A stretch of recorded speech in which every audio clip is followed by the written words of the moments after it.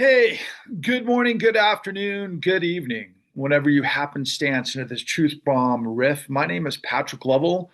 I am the producer with the $71 trillion truth, and this is the 701st recording of these truth bomb riffs. For those of you that have been around from the beginning, thank you. I love you. I deeply appreciate you. If there was ever a time to begin to do everything you can to like, subscribe, and share to get it out there as quickly as you can, that time is now. And to those of you who are just discovering this, I am doing these, and they have been from the very beginning of these, part lecture, part sermon, part self help therapy, because I am what I said at the outset. I'm the producer carrying around the $71 trillion truth. And the country, the world, the systems, everything that impacts your life is being exposed in real time now. And many of it is crashing down. And what the outcome will be really is going to be determined by your measure, by who you are in the paradigm, by who you are in your life at the stage of your life, and whether or not you can get hip with the truth. And I just posted a little while ago a meme that I think really captures the essence of what I've been in the midst of forever, from the very beginning.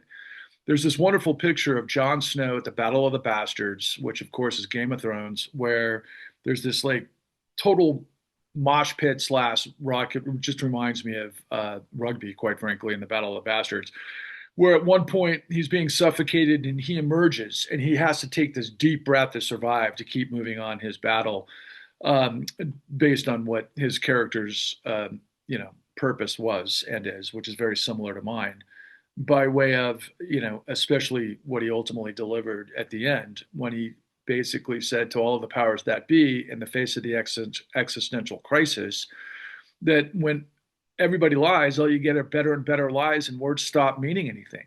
And that's where we are. And I think that most of you are aware of that, but you still can't see the proverbial forest for the trees. And to stay with the theme of the children's fables, what we're in the midst of right now is literally the emperor's new clothes, which is Donald Trump, and I like to add on really bad acid, or Humpty Dumpty, and all the king's horses and all the king's men couldn't put Humpty back together again. And that's our democracy because of lawlessness, because of corruption, because of just those in power that are tasked to keep things together because there is a process of accountability within the system that maintains integrity, and that was wiped out over a decade ago.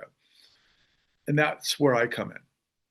So the thing that I think most minds are on, and what I want to speak to initially is really all things Epstein, right? And apparently Donald Trump just I did about a 180 after the last 4 months of denying that the Epstein files mean anything, if there's anything in them, and that it was all a hoax and it's time to get over it and all that kind of insanity with, of course, Kash Patel in the FBI and Pam Bondi at the Department of Justice.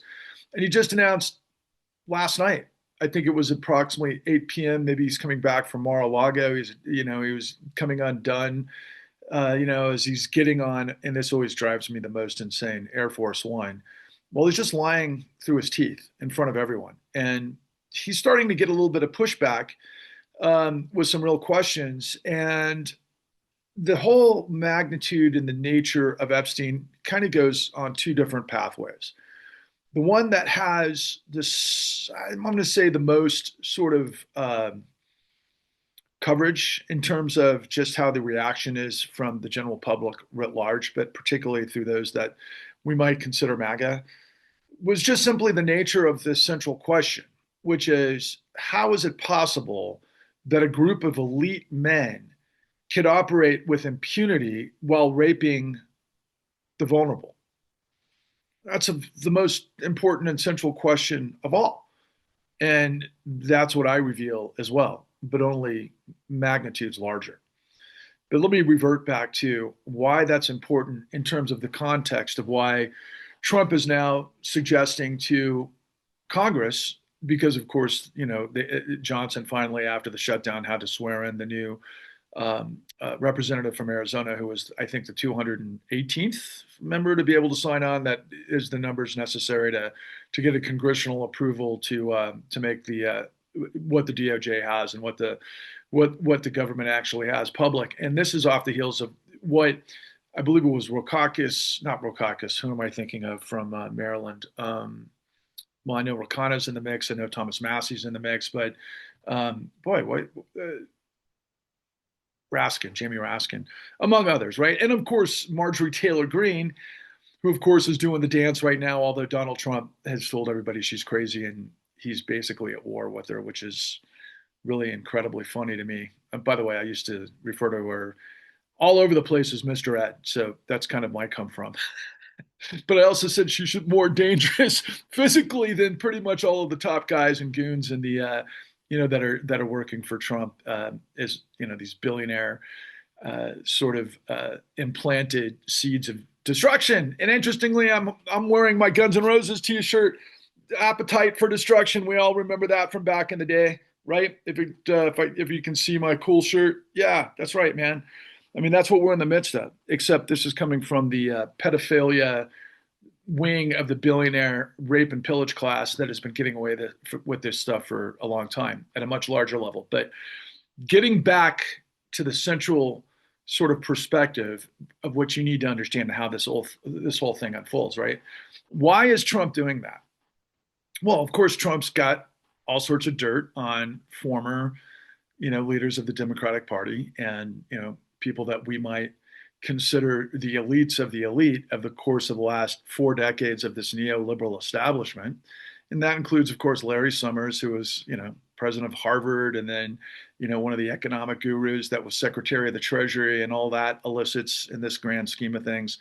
And then, of course, President Clinton, affectionately known as Bubba, and what that may or may not mean in terms of certain things that came out of this dump that Raskin and company had put together because they were listening to what was it? Is it? Well, it was Edwards. What is his first name? Todd Edwards. Anyway, the attorney for the Epstein victims sat on the steps of the House with Marjorie Taylor Greene and, of course, with Thomas Massey.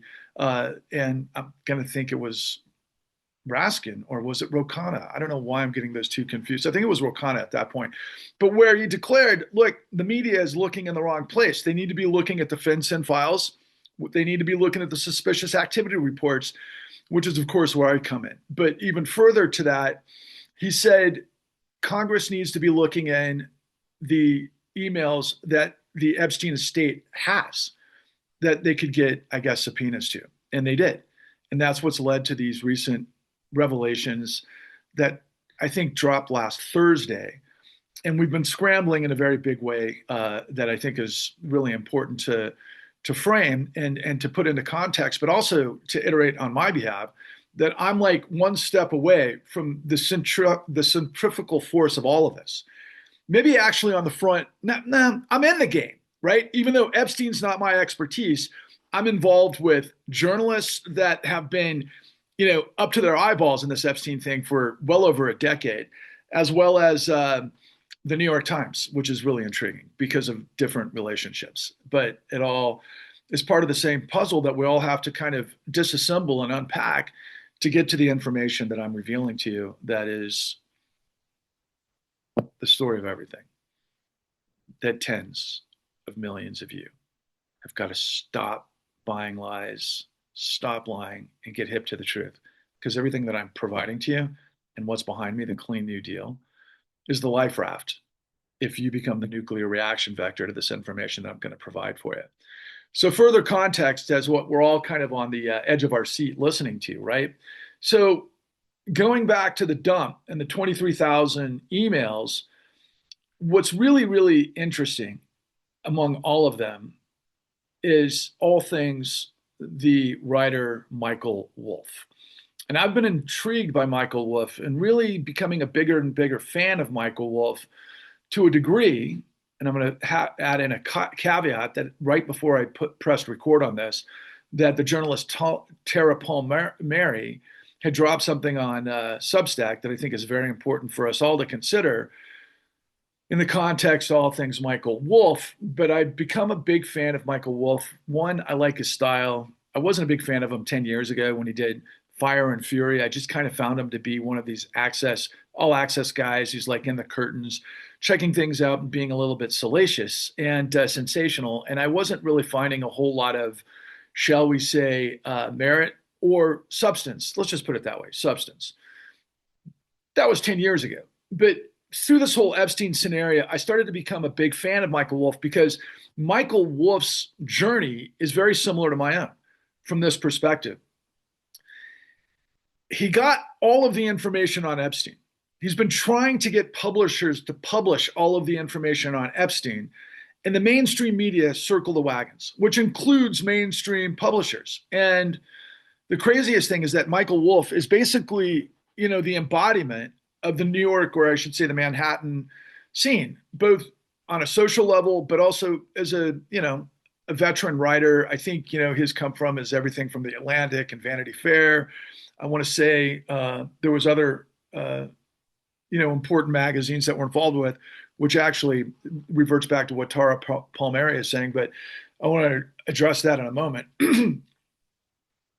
But the important information that I was gleaning, given this most recent data dump, was this sort of revelation. Not sort of, it really was startling.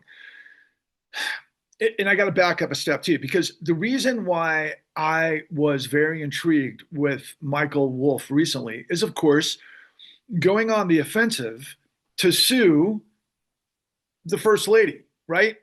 Which is just hilarious, all things considered, because, if there's somebody who is just such a cartoon, grotesque character in this whole thing, it's the First Lady.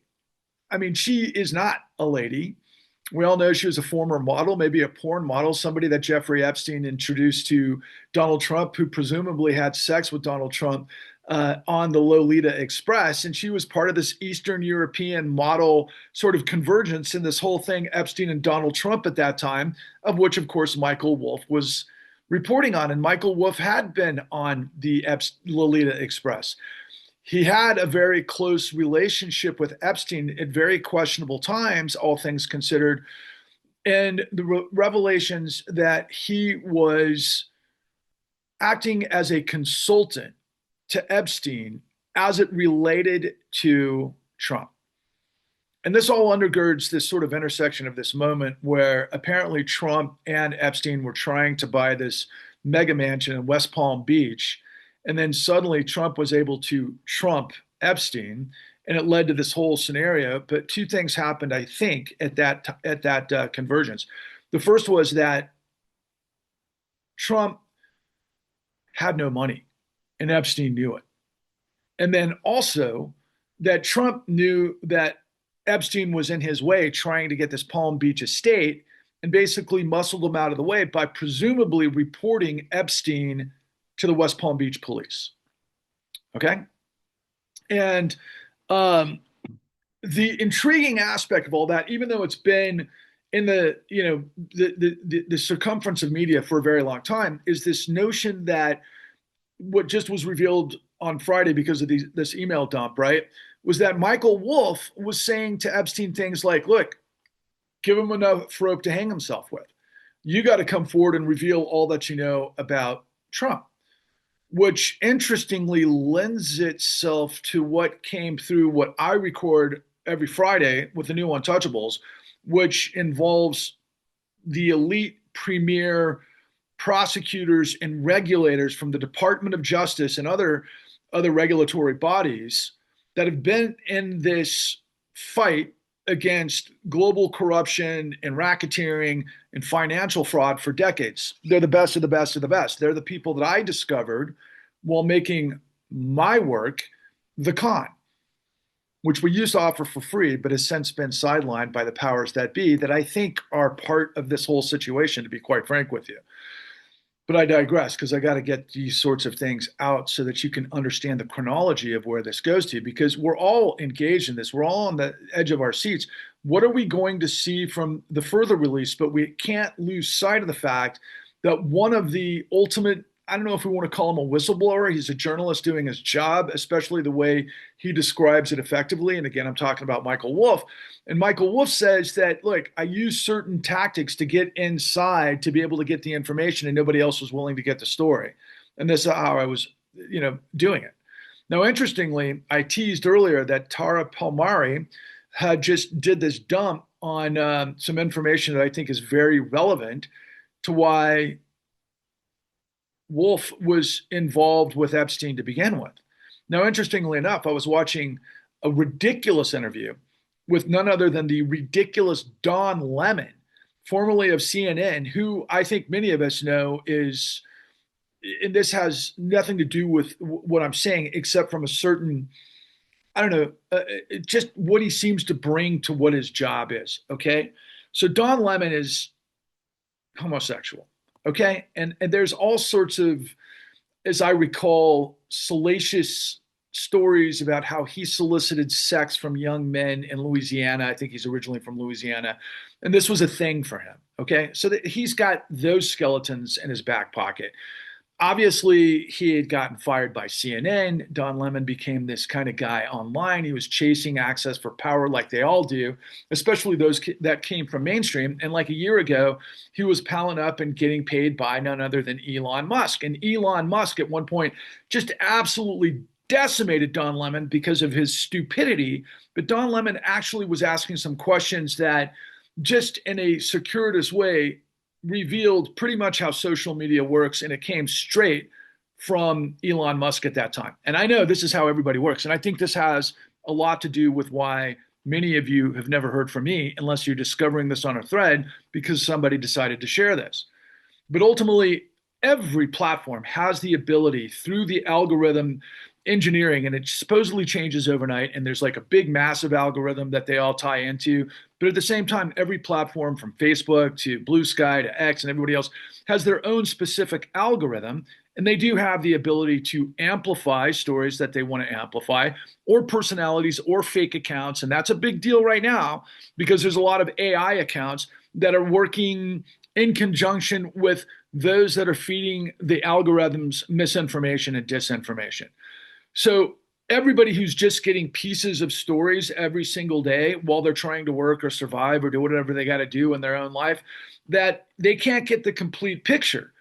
And if they're not getting the complete picture, what that feeds into is something I discovered a long time ago because I had to become an investigative muckraker journalist to get the information that I did in our prolific work, which reveals the largest criminal conspiracy and cover up in history that never ended, of which we're all in the midst of which all of this ties into. And you'll be able to get more clarity as we walk through these steps. But we got quashed by the Borg, and we didn't get quashed by David Pecker at the National Enquirer like Stormy Daniels did in the whole 34 felony convictions of Donald Trump and Alvin Bragg's Eastern District of Manhattan last year because of them, basically quashing the information, which was illegal based on misrepresentation and warranties in New York and how all of that filtered out. And what I'm pretty convinced of is the information that we have, which again is exactly what I just told you, was quashed by the most powerful multinational, largest asset manager in the history of the world that was tied to what I'm going to lay out here shortly. Okay. I'm quashed by the biggest of the big, just so you know. Okay? That's why I'm the producer with the $71 trillion truth that reveals the reality of this system that is the system that enabled all things Epstein. So while everybody is talking about the victims of, in this, you can see it play out, particularly through all of the mainstream guys that fell from grace that are in independent media, where they all frame this story first and foremost with the sort of, shall we say, empathy towards the women. And we saw this roll out last night on Blue Sky, and I think it was all over social media, where these women, I think this was after the ridiculous sort of framing by the Fox former, why can I think of her name? The blonde woman who basically was whoring herself out all over Fox to become who she was. And then Donald Trump referred to her as blood coming out of her whatever, who has gone absolutely bonkers and then said publicly, I think last Thursday, that in the context of all things Trump, that look, there's a big difference between a girl that's 8 years old and a girl who's 15. And I'm thinking to myself, oh my God, that was just so disgusting, especially Megyn Kelly. And she's a whore. Okay, she's a whore. She's an attractive woman that whores herself out to rich businessmen who are in control, and that's what she's done, and that's what her role is now. And so the whore is trying to bring some sort of differentiation, and I guess she's speaking for herself. Maybe that's the thing. Maybe she was like, yeah, when I was 15, I was twerking for old men. That's how I got myself through the system to play ball for Rupert Murdoch. And then they threw me in the garbage like they always do because I was too old and I wasn't as good to look at as I was when I was 15. I don't know, maybe something like that, right? And so Megyn Kelly gets called out by the victims of Epstein, and they're all saying, look, here's a picture of who I was when I was 14. And it's really capture the zeitgeist of everybody who's commenting on this, especially those who lean towards the DNC. Okay. They're like, look, this is all about Epstein and the relationship with Trump.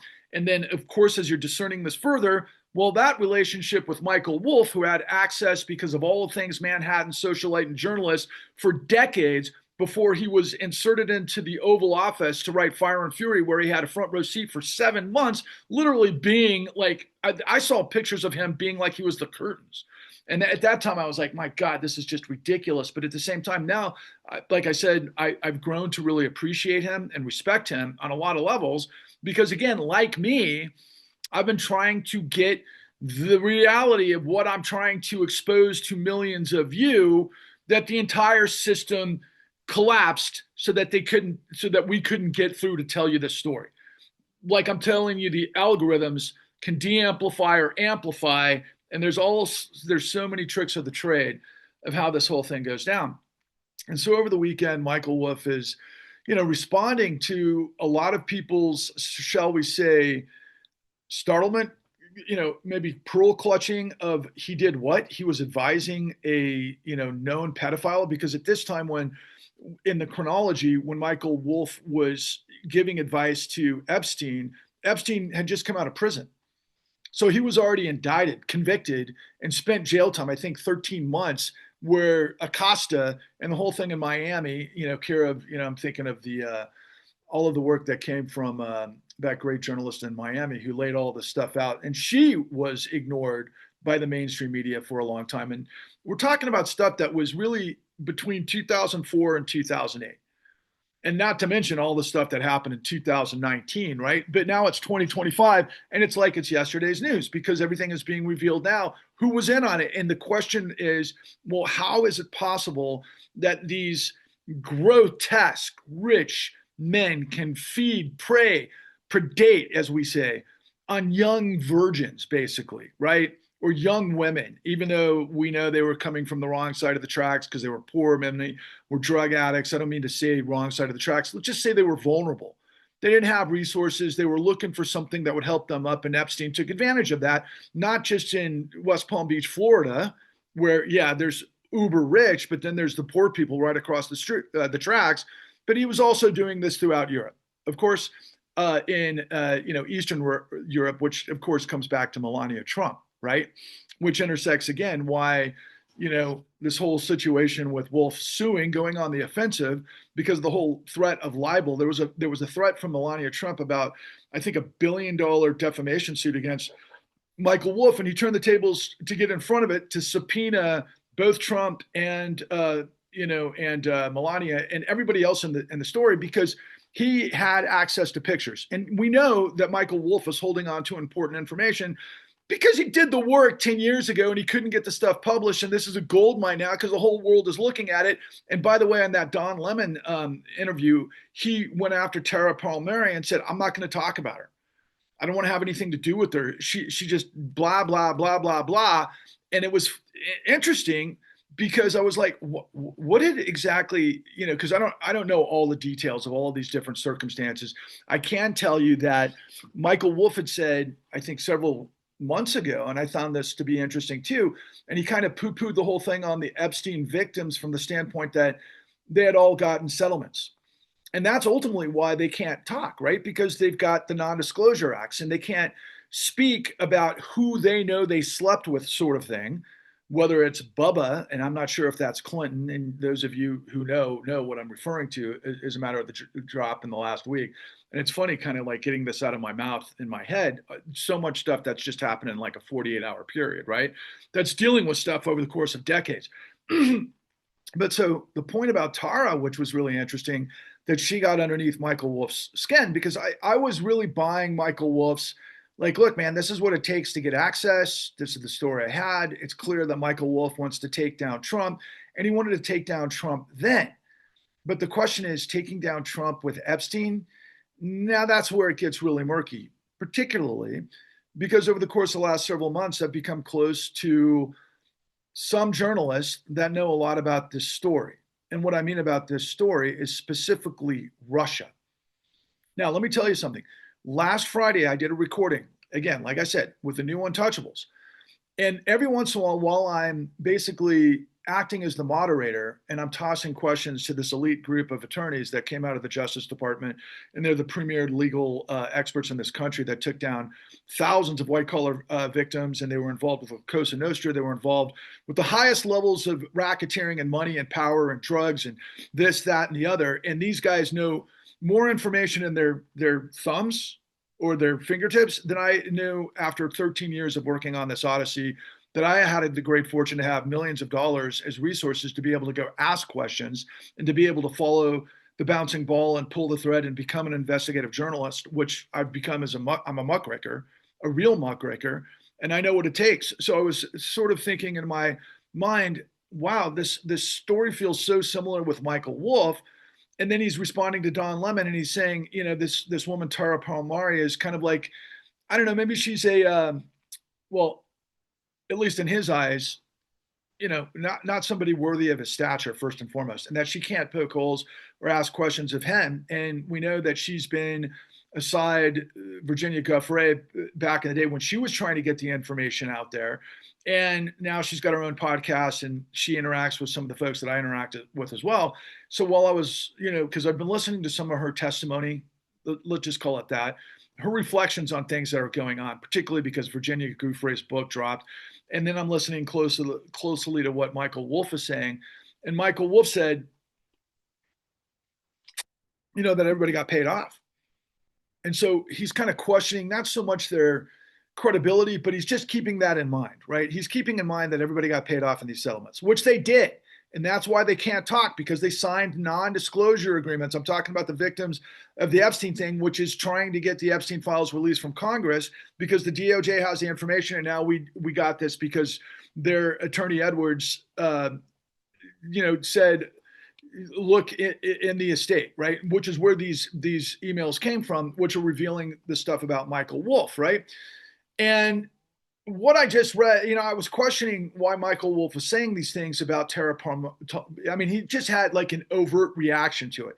It was like, even though he was putting Don Lemon in his place, because Don Lemon seemed to be asking questions on behalf of Miss Palmari, it seemed like a setup in a sense. And Michael Wolff just completely rug pulled. And I thought it was beautiful, because I think Don Lemon's a complete schmuck.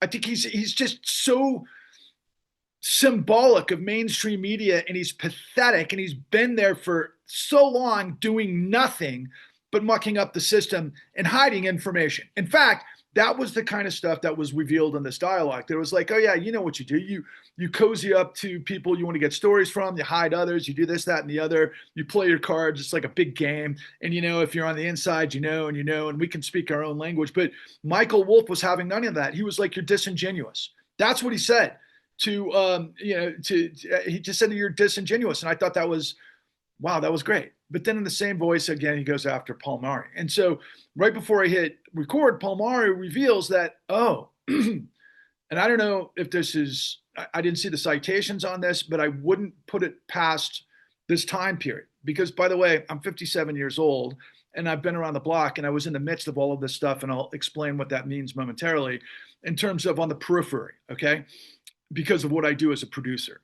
But according to Palmari, there was a partnership structure between Harvey Weinstein, Mort Zuckerman, big financier, and Epstein, and of course Michael Wolff, that were trying to put together a partnership to buy New York Magazine. Okay. And by the way, don't forget that Michael Wolff did, I think, the seminal work on all things Rupert Murdoch, right? So he has total access, guys, some of the most powerful guys in the world. And he has more on Rupert Murdoch, who's a big part of this story. Okay, let's not forget the Wall Street Journal had revealed the handwritten, body with a signature of Donald Trump that he claims is a forgery, which I'll get into that in a minute as well. And, that came through the Wall Street Journal, which seemed to be like a high and inside fastball pitch to Trump to be like, don't try to intimidate Rupert Murdoch.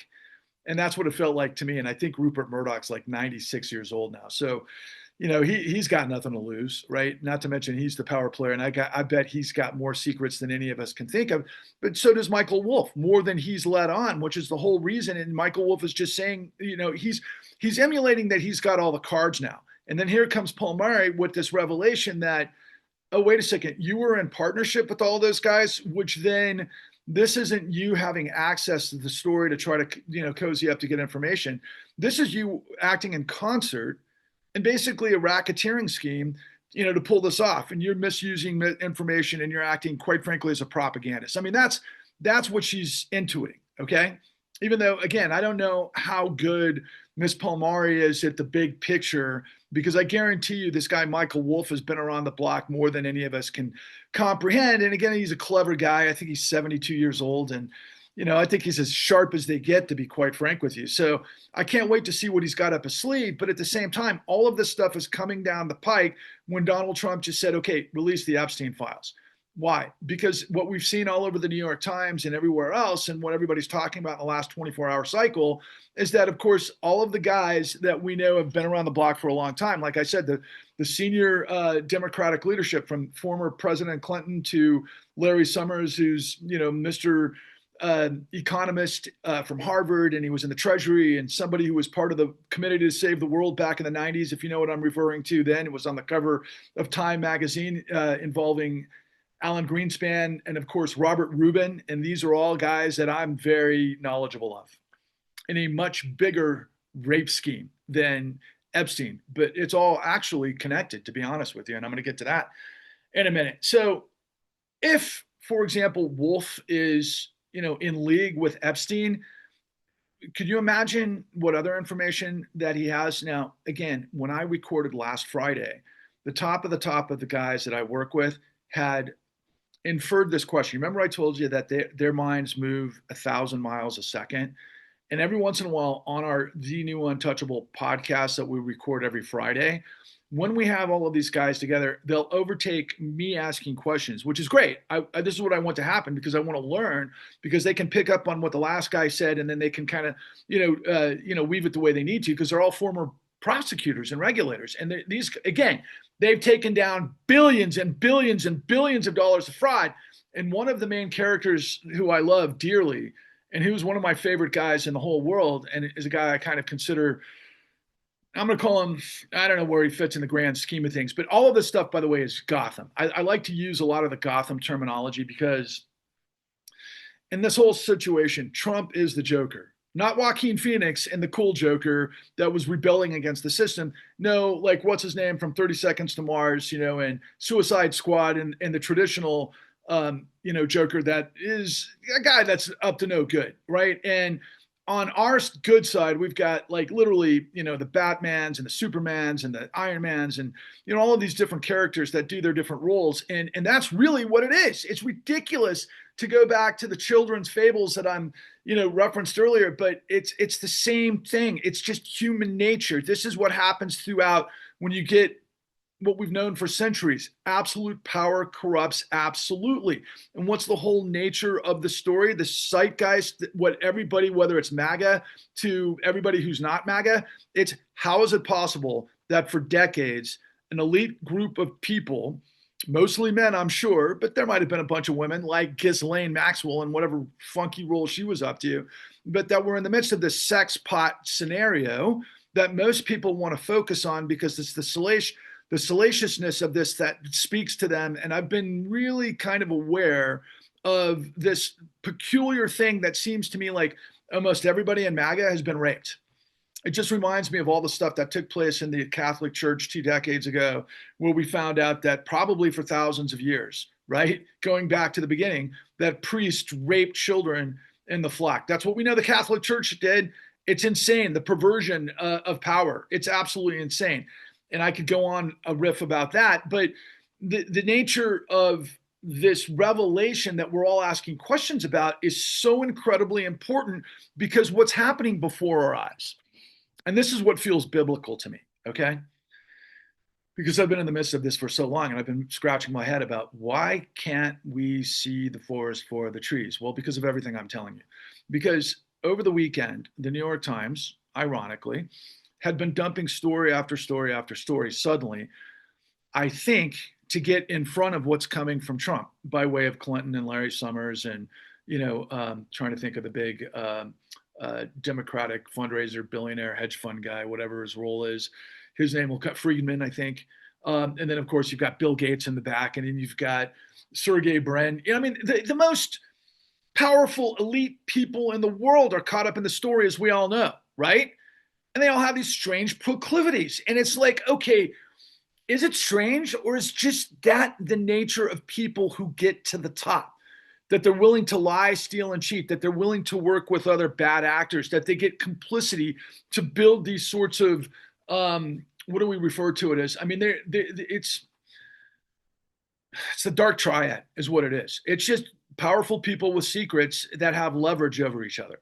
And that's really the biggest question about Michael Wolff right now, is whether it's leverage or whether it was blackmail, is because one isn't illegal. Blackmail is illegal, but leverage isn't. But what isn't illegal right now, considering that the entire Department of Justice has been weaponized to be a private law firm for Donald Trump, and they're completely corrupt. I did a post earlier today that, if you're horrified by the whore Pam Bondi whoring for Donald Trump to protect rich, powerful men from pedophilia, if that makes you absolutely sick to your stomach, you don't understand that Pam Bondi was whoring for Bank of America, basically mucking up the entirety of the system. And I've got the evidence of this, and I posted it before, where she was preventing 2 billion pieces of data coming through the system through an outfit called, it was a black, they're all black, not Blackwater, not Blackstone, not BlackRock in this particular case, but the ones out of Jacksonville, Florida, who were part of the all of the software that was involved with all of the chain of title custody that she muckety-mucked, which basically raped and pillaged millions of people around the country and destroyed them with fraudulent liar's loans. And again, so everything that Donald Trump says is a projection of who he is. If you've watched the truth bombs that I'm involved with, you realize I've been engaged with a gentleman by the name of David K. Johnson. He's Donald Trump's most hated journalist. David K. Johnson has all of the goods on Trump for decades.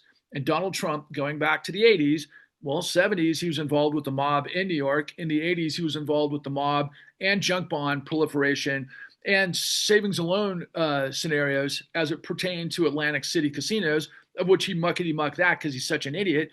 But he kept bouncing back because he was broke over and over and over.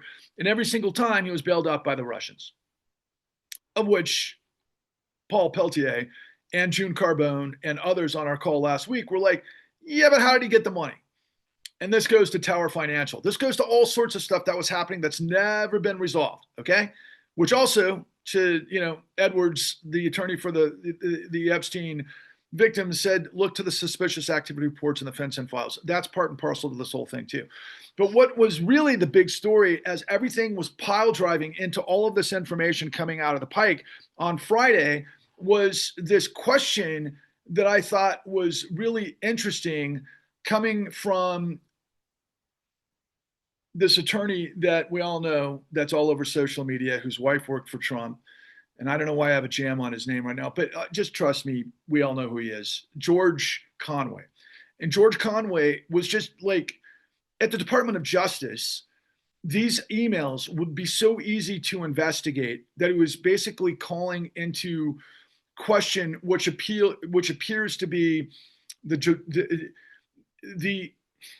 abomination is one way I might describe it, but just the unprofessionalism of everybody in the Department of Justice. And as a result, the deputy director AG of the Department of Justice, who's involved with this, this getting Ghislaine Maxwell out of her scenario and into the comfy kind of club vet is what everybody's calling it, sent a message over the bow to George Conway, keep your mouth shut, which is never done.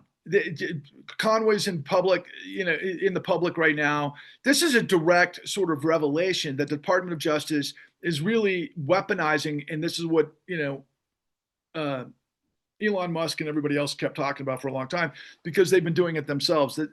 Every what is it? Every sort of rejection, not a rejection, is a projection. It's the lie, steal, it's the lie, deny, switch the blame, and implicate formula that they're all in the midst of. And they've been doing for decades. And who's they? We're talking about the billionaire class, okay? The billionaire class that is above the law, that can rape and pillage not just young women who are vulnerable, but the entire world of people that are vulnerable, which is where my story comes in. And that's what I've been doing this whole time. And that's why there are some parallels between me and Michael Wolff, but I go much further than anybody else has. And I've been on this journey for literally, I want to call it 17 years in terms of my experience, but 13 years of putting it all together, getting paid to do it, in which I had millions of dollars because I was a producer to put all this stuff together. And again, that's why I'm the producer with a $71 trillion truth. But to stay on the Epstein thing for just a short while longer.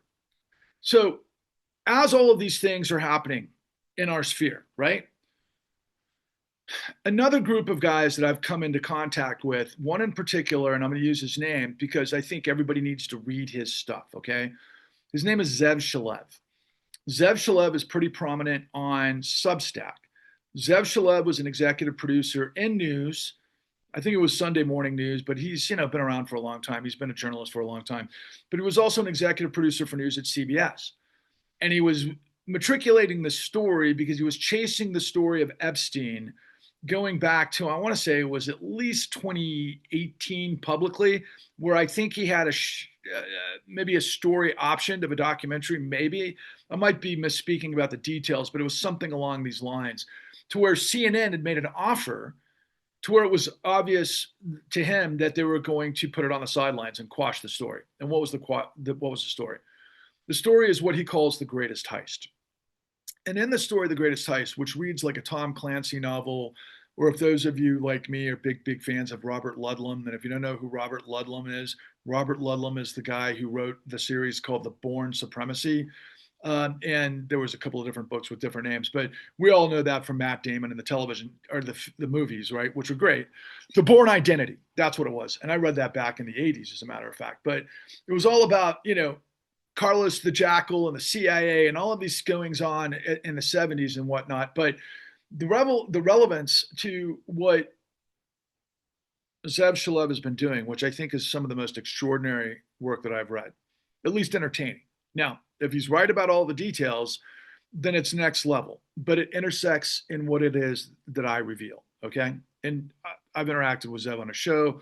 There's more of things to come and everything else. And by the way, just last week, it's kind of interesting that Zev had interviewed Michael Wolff, and then he also interviewed Tara Palmari, and none of this information that I just said at the outset of this had come through, which is, I guess, new. And that just means there's just so much more information that's about to break through this dam on Epstein. But Zev's story is context, and what he's referring to from The Greatest Heist is that it's the Epstein story that leads to a revelation of how decades and decades of criminality has overrun the United States to create a racketeering conspiracy that has decimated the country. And I'll add, using our greed and our stupidity against us, okay? And the way this was all architected in The Greatest Heist was a fusion between the Russians, who back in the 90s, even though the story precedes all of this, let me start where he starts. He starts with I'm trying to think of the name of the building. It's going to come to me in a minute, but it was like this. It was like this elite high-rise condominium in Manhattan. I think it was on the lower. I think it was on the south side. I think it was downtown. Anyway, it's where all of the heavyweights of what began this next cycle of everything that is intrinsic to what I'm revealing to you about all things Epstein, and then ultimately what leads to what I'm an expert in, all things, which is the motherlode story that was puppeteering the whole thing. So the way Zev lays this out is there was an issue that many of you might remember called Contragate in the 80s, and was run by none other than the world's largest arms dealer, a gentleman by the name of Adnan Khashoggi, who was Saudi. And he was a billionaire, obviously, one of the big families in Saudi Arabia with a lot of uh, relationships with all things in the United States. And he was enveloped in a lot of things real estate and a lot of things, the sort of combination of finance as well as ultimately gun smuggling. And he had the premier penthouse in this high rise, which is world famous, where Donald Trump also lived. And in that time period, so did Robert Maxwell. Robert Maxwell was the father of Ghislaine Maxwell. Robert Maxwell is one of the world's most, I was about to say prestigious, but that's not the word I'm looking for. What's the opposite of prestigious? Let's just say questionable.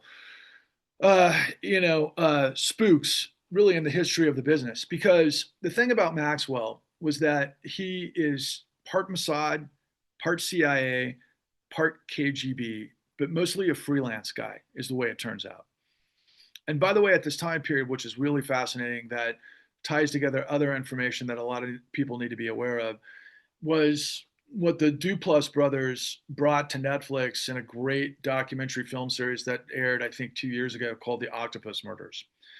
Because there was a phishing spyware that the Israelis had concocted that could get in sort of all sorts of payment systems and information to just retrieve incredible information. And the thing about spooks and really everything that I'm trying to reveal to you is it's all about who has the information.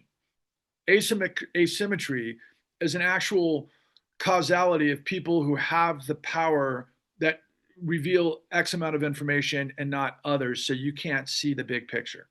It's just like when we were children and we played hide the flag. Maybe a group of people knew where the flag was and they conspired to basically sabotage the other guys, and that was the name of the game. And quite frankly, that's war, okay? And that's been going on forever, but it gets better with technology and it gets better with more money and all sorts of ways to be able to launder money and so on and so forth. So in this incredible building, and I want to call it Towers, but I'm confusing that with Towers Financial, but they're in this condo where the greatest heist begins with this incredible, let's just call it a party, where Donald Trump is in the mix of all of these players that would ultimately, including financiers and others that are a big part of the story, that would all basically be involved with a massive international crime ring that involved money laundering and real estate primarily, but to basically act as a facade to all of the gun smuggling that was happening behind the scenes. And that's where you get Adnan Khashoggi of Saudi Arabia and Robert Maxwell,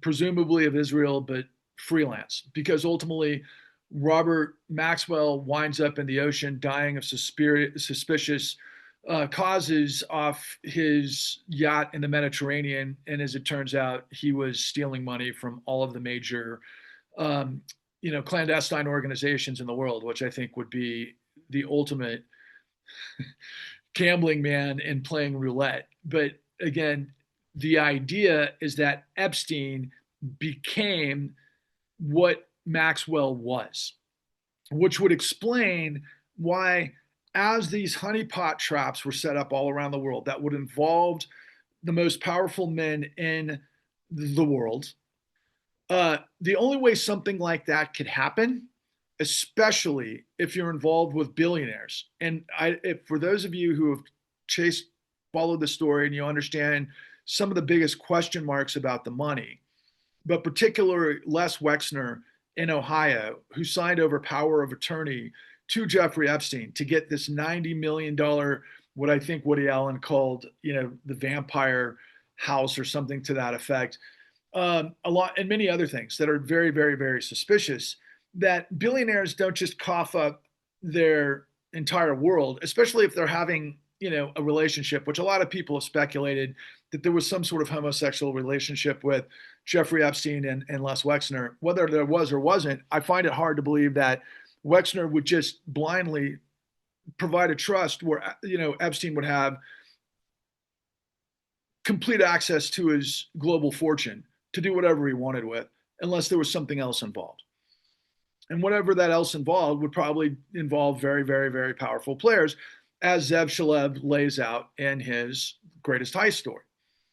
Now, the theory that Zev Shalev proposes, and I think it's extremely compelling because I've lived through all this stuff. And I remember every single piece of these things as they were happening. But ultimately, you get into the scenario where it's like, okay, the Soviet Union collapses in 1991. That's when the Berlin Wall fell. And I remember we were all so ecstatic about that because that meant really glasnost, I think is what we were calling it at the time, when the former premier of Russia, who's got the mark on his face, whose name doesn't come to me at the moment, but it'll pop into my head in 2 minutes. He was basically the new guy in charge that was going to replace the whole Politburo scenario. Why? Because at that time period, the Soviet Union was financially collapsing. Now, another element that would take place many years later that was part and parcel to this whole thing was that we in the United States had delivered a whole bunch of global changes to global finance that came particularly out of the Clinton administration, that was infused with a guy by the name of Phil Gramm. Phil Gramm was a powerful banker and senator with his wife, Wendy Lee Graham, out of the state of Texas, and they were deeply involved with the financial system and the deregulation of the financial system that involved the former members of Citigroup and the legendary hedge fund guy whose name eludes me at the moment, but his protege was a gentleman by the name of Jamie Dimon, who is, of course, the CEO of JP Morgan Chase, of which, in addition to Clinton and Summers and I think Friedman, and I'm probably getting that name wrong, is going to be the focus of Pam Bondi's releasing the Epstein files.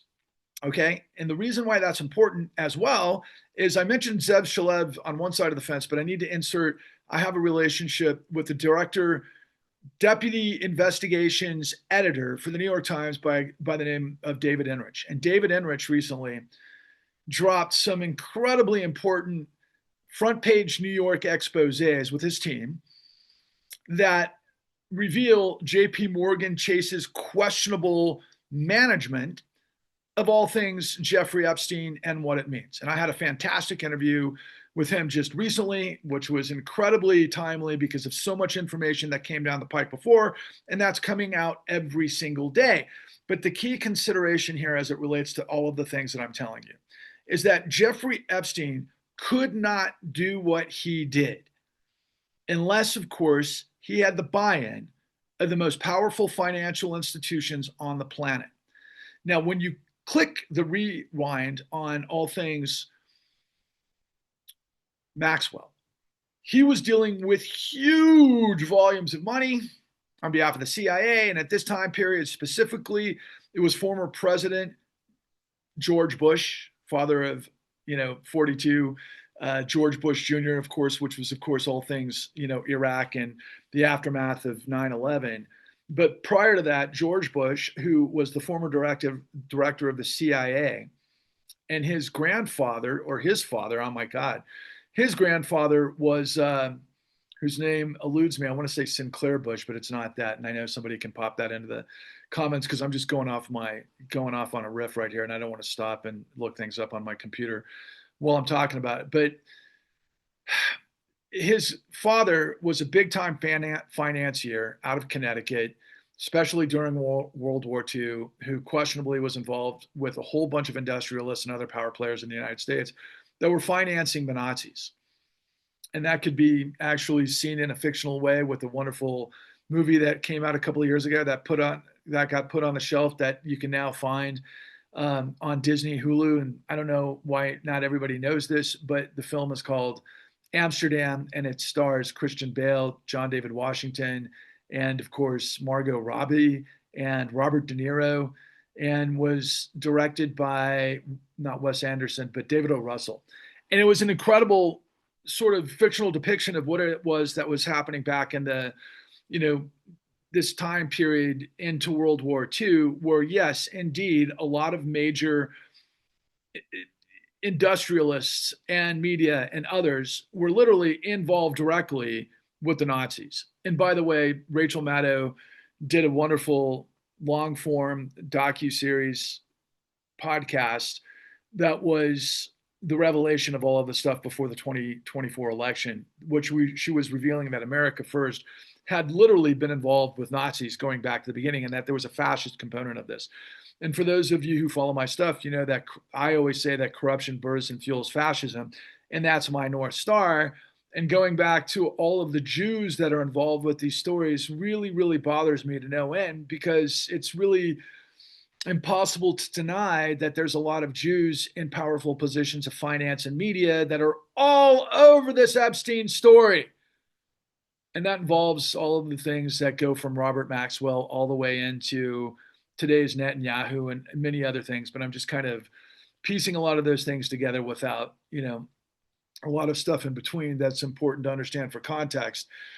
But coming back to why it's important to understand all of these layers, because the question is, between everybody on the far right from MAGA to the far left and all progressives, is there's a breaking of the dam, that there's this centrifugal force of powerful people that have been in the matrix for literally decades that can rape with impunity and that have complete control. Now, here's the crazy thing. A lot of people now want to think that this just started with Donald Trump as the president. This has been going on for decades. This is what Donald Trump has been in the mix for decades involved with. So just a quick overview on the sort of telemetry of Donald Trump. Donald Trump is, basically made the head of his father company, Fred Trump, who stole money from the government to prey on minorities and big housing to become a super, super rich guy. And his father was involved with prostitution up in the Yukon. These guys were a crime syndicate from the very beginning, and they moved into real estate. Donald Trump inherited $400 million.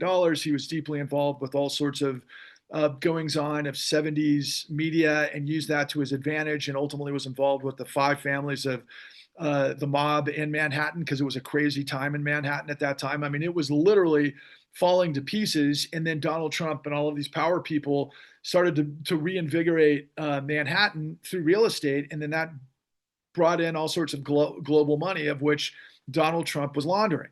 And at this point, going to the Robert Maxwell scenario where all of these power players and Contragate were in the mix of it, Donald Trump was at that time, according to my man Zev Shalev, was the ultimate mark. He was the ultimate useful idiot. He was a guy that was transactional. He was willing to do anything under any circumstances, and everybody knew that.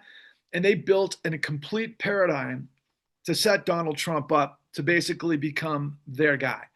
Now, according to Zev, Donald Trump was this guy for decades and didn't even realize it, right? Now, you could fast forward in the story, because Donald Trump was involved with all sorts of criminal financial activity as it related to all things real estate in Manhattan, but also in Atlantic City. He was laundering money. He was working with the mob. He was involved with the international syndicate, and he was going up and down because he couldn't really control his finances, because the guy is a complete idiot. I think he cheated his way through Wharton Business School, or somebody paid off the professors to graduate him. But he certainly has shown us time and time again, and it's not just because he's got dementia. He's been an idiot his entire life, and crime is the only thing he knows. The only thing he truly knows is documentation fraud. That's what he's been in the mix of forever. Documentation fraud and forgeries. Remember that. He was involved with that in New York. He was involved with that in Atlantic City. He's working with drug launderers. He's working with the mob. He's working with terrorists. All of these bad actors are funneling money from around the world into Trump towers, into Trump real estate projects. And by the way, underscores and undergirds, I should say, The Apprentice, which of course, is it Johnson, the producer from London that got it on NBC, which makes NBC suspect, by the way. One of the paragons of American media was in on it. And, if you look back to that time period, of course, I was saying this, screaming this from the mountaintops the whole time, but we know that former CEO of Paramount, Les Moonves, and former president of CNN, Jeff Zucker, had claimed that Donald Trump was good for ratings. They were in on it as well. Okay. But what was Donald Trump doing? Well, at the time that he was getting high ratings for saying you're fired because people love Celebrity and the Celebrity Apprentice and all this stuff, they didn't know they were laundering money for the Russians, especially into all things, all of these different sorts of scenarios, including, of course, like I said at the outset, which created the rift between Jeffrey Epstein and Donald Trump down in Palm Beach, because that's where Jeffrey Epstein was telling Michael Wolff he doesn't have any money. Where's he getting the money to be able to outbid me for this estate that we're both competing for, that led Donald Trump into reporting to the West Palm Beach police this activity that Jeffrey Epstein was involved with? That Jeffrey Epstein was involved with, I think, and it's pretty clear now, recruiting all of the young women out of Mar-a-Lago and then getting them to the island. And of course, we've seen Donald Trump on, like I had mentioned to you before, and how he met Melania Trump, who came through Jeffrey Epstein, that Michael Wolff was apparently saying, well, let's give him enough rope to hang himself with now. Back then, but Michael Wolff is now suing Melania Trump because he wants to get the subpoenas, to reveal what he's got, including the photos that obviously are going to make absolutely clear Donald Trump's role in this whole thing. But we all know that Donald Trump was just a piece of the puzzle. But obviously a really big piece of the puzzle when you fast forward to Trump's, first administration, 2016 through 2020, where who became his attorney general? None other than Bill Barr. Who was Bill Barr's dad? He was the headmaster of the prestigious school, which name eludes me. And again, that'll come back to me, the Dalton School in Manhattan, of which gave Jeffrey Epstein his first job, even though he didn't have a college degree. From where I'm sitting, my speculation is Jeffrey Epstein was groomed to replace Maxwell to be this international sort of CIA-like initiative to get everybody who were billionaires around the world entrapped so that we could leverage them to be in our grand scheme in this neoliberal sort of global paradigm that we've created since World War II. That ultimately, by the way, derives its power from fossil fuel. And if you look to the very beginning and you look to Adnan Khashoggi, and then ultimately you fast forward, let's not forget that Mohammed bin Salman, I guess he's the king to be, but he's the premier power in Saudi Arabia, who many people just immediately, think of, all things, the nephew of Adnan Khashoggi, which is Jamal Khashoggi, who got chopped up into little bits and pieces because he was pursuing a specific story and got out of line of, Mohammed bin Salman, who's now going to visit the White House. And this after, all things 9/11, which, by the way, are tied to this whole thing as well. And I will say this as a sort of sidebar. I got wind a long time ago that it appears that Jamal Khashoggi was involved with a deal called Triad Investments with Donald Trump, which was real estate. And there's a lot of interesting things there that also involved Jamal Khashoggi's yacht in Manhattan and everything else.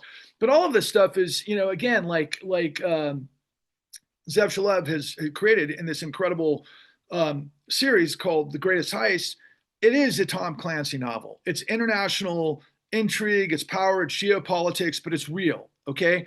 And ultimately, to kind of the cut to the chase of what Zev Shalev's point is that there was a global panoply of finance that was flowing through all sorts of different variables into the United States through all sorts of criminal sort of vectors. And his point is it went through Epstein, and Epstein was responsible for crashing the entire global financial system. That's the only place I disagree with my friend Zev. Epstein was just one piece of it.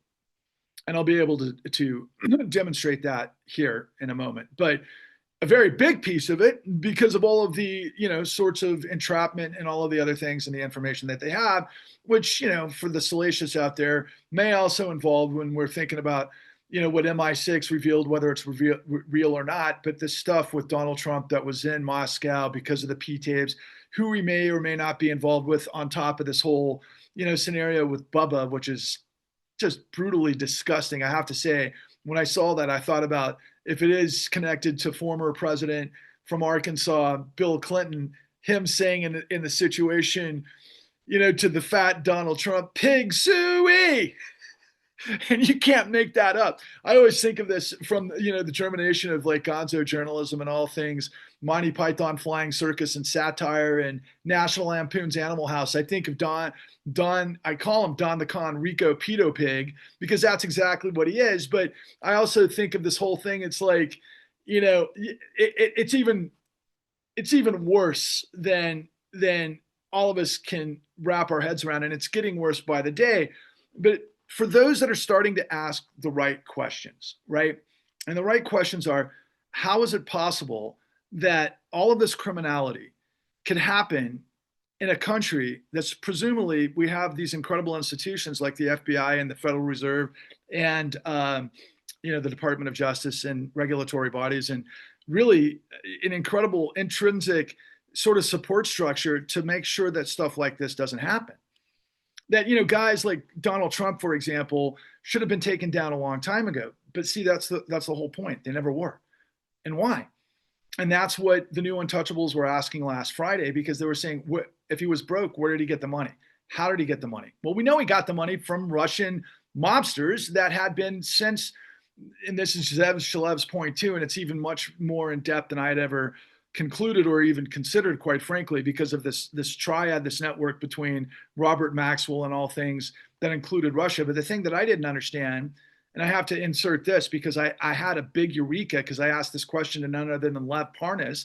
Lev Parnas was, of course, one of the inside guys with Donald Trump, who ends up getting arrested, and then he goes, antithetical to Donald Trump. But he was a player for Trump because of all of the things that Lev was involved with, which is basically all things organized mob, okay? And of course, Donald Trump knew that, and that's why Donald Trump picked him. But, going back to the nature of, there's so much information. It's kind of like, I got to get to the most, every single thing I'm saying is that important, okay? But there's more, because the nature of, this is where I was trying to go with this point. So in 1998, we had incredible deregulation, and we had this thing called the Commodity Futures Modernization Act that came after Phil Gramm and Wendy Lee Graham, with their influence within the Clinton administration, Pig Suey, and don't forget Clinton Foundation, which is all tied to this whole thing. They deregulated Wall Street and all the lessons that we learned after the Great Depression, because they knew exactly how smoke and mirrors works. There's a composite that I learned from the best, a gentleman by the name of William K. Black, who's basically Muhammad Ali, Michael Jordan of criminology, who was taking this stuff down for years. And of course, he's part of the new untouchables. But I learned in details over years and years of dealing with this to be able to unpack the story of the biggest rape and pillage in the history of the world, but that is parallel and follows and intersects with what I'm revealing to you. And I've got to be able to get these points out of my mouth, because otherwise I'm going to really regret it. So in 1998, there was a elite financial operation called long-term capital management that was created by a bunch of quants, which means mathematical geniuses. And they were betting on all sorts of currency swaps and all sorts of derivatives, using all sorts of borrowed money to do it. It was leverage within the nature of derivatives, okay? And ultimately what they did is they went bankrupt because they made wrong bets, even though they were the smartest guys in the world, and maybe their algorithm structures couldn't keep up with what the actual market was doing. But they ultimately bankrupted the Russian ruble. Now, that's an incredibly important part of the story, because that's when Russia, even though this happened a little bit further in the timeline, because there was already things that already took place and Putin was already in power, but there's two pieces of this that you have to understand. When the Berlin Wall fell in 1991, and we were in glasnost, as I recall, Mikhail Gorbachev is who I was trying to think of before. he became the premier that was trying to basically eradicate the corruption of what took place. Right before him was Boris Yeltsin. And before him, of course, that was the entire Politburo of the Soviet Union that starts with Lenin, well, Stalin, and then all the way, through the Cold War into the collapse of the Soviet Union, because they financially collapsed because their military expenditures were beyond what their productive capacity could hold. And so it ended up leading to eventually a run on their currency. And that's what imploded the Soviet Union. And what took place as a result of that was all of the crime bosses came together under the umbrella of Vladimir Putin. And he took over the media, which wasn't hard to do in Russia because, obviously the Politburo already had control of the media, and that's why they're communists. And then everything else that took place during, the sort of collective next 20 years under Putin, of which we're seeing happen in the United States, almost step and repeat. The initiation of ICE, this immigrant thing, basically rug pulling trans rights and, using the Supreme Court to get rid of marriage equality and all of these other things on a sort of social, cultural war front is all part and parcel of what Putin was doing in Russia. Now, further to that, though, from the financial side, I asked Lev Parnas, I was like, hey, are you aware of this whole situation with long-term capital management? And I said, is it possible that Putin was playing the long game for revenge against the West? He said, no, you don't understand.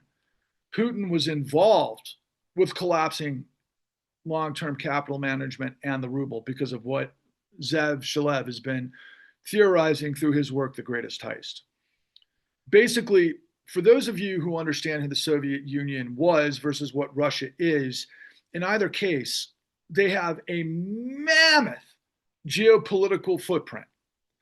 Their resources in the Soviet Union and now Russia, with all things timber, with all things oil, with all things really what the entire world depends on, is extraordinary. It is the largest country in the world, but with the most resources, and I think they have incredible access to rare earth minerals. And of course, they had the technology and nuclear science and all the rest of it, which means they had incredible, value, even though they were bankrupt because they had overspent on their military sort of process because they were, in this superpower battle with the United States. And of course, Reagan gets the credit for having them been bankrupted, but it was part and parcel to our financial system bankrupting them. And there's a methodology to this. And by the way, if you understand the last 3 centuries of history, you understand that imperial forces have used smash and grab techniques throughout the world to do this over and over and over again. It just gets more, shall we say, effective with technology. And probably if it was like 6-dimensional chess before, it's probably like 36-dimensional chess now, right? It has been for, quite frankly, the last 20 years. So Vladimir Putin, is a master of this stuff. And I'm absolutely, and I think most of us are convinced that he had compromat on Trump the whole time because of what Zev Shalev had been the imprimatur of using Donald Trump as a useful idiot, where they built this entire ecosystem that they knew what he was doing and they knew how to bankrupt him and how he would bankrupt himself. And so they could keep coming in with money to leverage him. That's what it appears like they've been able to do. Not to mention downstream with Jeffrey Epstein. And by the way, another one of these pieces of the information on the 23,000 emails, it appears that Jeffrey Epstein was in constant contact with the Russians, which means he must have been in contact with Putin. Which, interestingly, I don't know if he was like Robert Maxwell, like a free agent, where he was playing everybody, the KGB, the CIA, and Mossad, which is possible because he was in this major money, scenario. But here's what you need to understand about what Zev Shalev is saying about the money and how it intersects with the story that I'm telling you to get you now. Let's consider this the third and final chapter of this monumental, which my 701st Truth Bomb Rev, I think is the motherlode of them all. Because I think we can all see this clearly. And I think that all of these things are cascading down to be able to see the forest through the trees finally, because millions of people are suddenly starting to wake up that they've all been lied to. I've continued to tell you, those of you who've listened, that they keep pissing on your head telling you it's rain because they can't. because that's how this three-dimensional chess works, especially with the money. So those of you who are caught up in the whole Epstein story because of the horrific nature of the salacious nature of preying on women and so on and so forth, the bigger question is how they get away with it, and then why is it tied to money the way it is, okay? And this is really intriguing with Trump revealing the Epstein files now, because it's going to be really fascinating to see if this delivers more of the money trail, because he had mentioned that the Department of Justice under Pam Bondi, which is the Department of Lawfare, as a private firm for the corruption of the Donald Trump regime, which is what we're in the midst of. If he's going after Jamie Dimon, the CEO of Chase Manhattan, and this is where this gets really, really interesting and intrinsic for me. First of all, I know that Jamie Dimon was in Columbus, Ohio, interacting with Les Wexner long before he became the chairman of JP Morgan Chase. JP Morgan Chase is the largest financial behemoth in the United States, one of the largest in the world, if not the largest. I know Deutsche Bank's got to be up there, probably a couple in China, maybe SoftBank in Japan, but you would think obviously in the United States. But there's a reason why we didn't have gargantuan monolithic financial systems in the United States prior to what happened during the Clinton administration, was because we wanted competition. We didn't want monopolies. We didn't want all of the things that are coming through from this.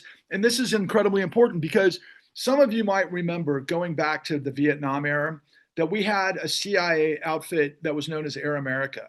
And Air America was flying heroin out of Vietnam and Cambodia and using that in a lot of CIA-like ways, like getting inner city America hooked on heroin, and using that would be a precursor to all things Contragate. And Contragate is, like I said, this triangle version of international money laundering into real estate that then goes into gun smuggling, of which Adnan Khashoggi was deeply immersed in, because they were providing money to Iraqis at that time who were fighting the Iranians. And again, this is where it gets really weird with the Russians, because, of course, we know the Russians in the 80s, they were in Afghanistan and there's this global war and blah, blah, blah. But once after their, because that's actually the domino that led to the fall of the Soviet Union. If I think about it, that is part and parcel to their overspend on military, expenditures that ultimately, just completely devalued before long-term capital management. But as the Soviet Union was collapsing, according to Zev Shalev, the powers that be of the Soviet Guard that have been in power, really going back to Lenin and then ultimately, their predecessors and all the things that would happen and how, the Soviet Union evolved, they ultimately were taking tens of billions of dollars out of Russia and plugging it into Western markets, primarily real estate in London, and then into the stock market and all other things. But according to Zev, the first sort of shot over the bow that includes all things Donald Trump and the real estate machinations and all of these people that were involved with the situation, is they gave these greedy mofos who were involved with junk bonds and S&Ls and real estate and all of these other types of things enough money to hang themselves with. And this was by design. They knew exactly how our guys were going to do it, because our guys depend on short-term profits, okay? You take a bunch of money, you put it into a bunch of different stuff. You can show on the books through modern executive compensation, if everybody's playing by the same scheme, that you can float this capital to these guys at the top, and then you can collapse the whole system, which is exactly what we've been doing off and on through 10 years periods that a lot of people in the mainstream like to call the cycle. But we've seen since 87 in Black Monday that this has all been formulaic. And according to Zev Shalev in his Greatest Heist, his theory is that all of these major players with these Russian vectors of money into our system would go to guys like Tom Barrack, who was one of the big real estate guys in Manhattan that was a partner with Donald Trump. Also, other guys like Leon Black, who was a big hedge fund guy back in the time, that they basically did a pump and dump scheme to create a huge run in 1987 that basically blew up the entire global market for a short period of time. And what at that time they were blaming it on was that the computer infrastructure wasn't being able to keep up with the trades. So there was out of whack balances. And I couldn't really further give you all the technicalities, nor do I want to, because it's a huge situation in its own right, but it seems to be a test run. And the reason why that's important is because I'm about to tell you some more information that's relevant to that. But moving forward, so let's just say the Russians, and Zev is right, put all this money into the United States and all of these racketeering enterprises and junk bonds and Donald Trump and real estate and all of these things that would create Donald Trump as a useful tool in their circus. They wanted to bankrupt the United States. But ironically, they discovered something along the lines. By bankrupting the United States, it was a pay-to-play scheme where they kept getting bailed out. So their money kept coming back for what we would call the Greenspan put.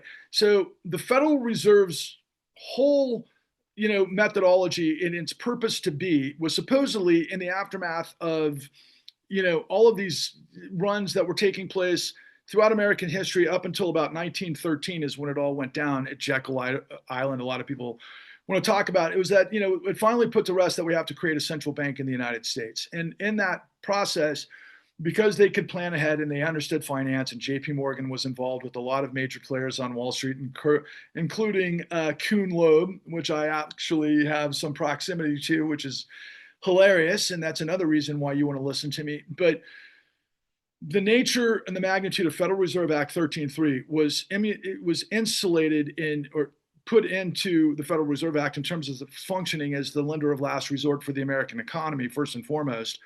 But that evolved and changed slightly after the Great Depression because of what took place with investigations that came initially through a gentleman who I emulate every day, a guy by the name of Ferdinand Pecora, who did the investigation of what created the Great Depression, where everybody was in Hoovervilles and 25% of people in America were, starving and pissed and looking for what caused the problem that was destroying their lives. And this guy, Ferdinand Pecora, was able to do that. And he was a miracle story because he was an Italian immigrant that basically put himself through law school. And he became this guy within Tammany Hall, which is the power structure, of course, all things New York. But ultimately, this guy came from Sicily, where he wasn't a finance expert, but he was an expert in financial crimes because of the mob, because it all emanated out of Sicily. That's where the mob comes from. And so when he got into place to do the investigation, he figured out, and one thing led to another, and the government came up with all of these incredible solutions that would prevent the Great Depression from happening before. And that was the Glass-Steagall Act, and that was the Securities and Exchange Act and the Securities and Exchange Act, Commission, which means you regulate Wall Street. Because like any other criminal enterprise, you can't have deceptive acts and practices. You can't sell people a bag of goods and expect things to work out well. Now, fast forward to the moment, right?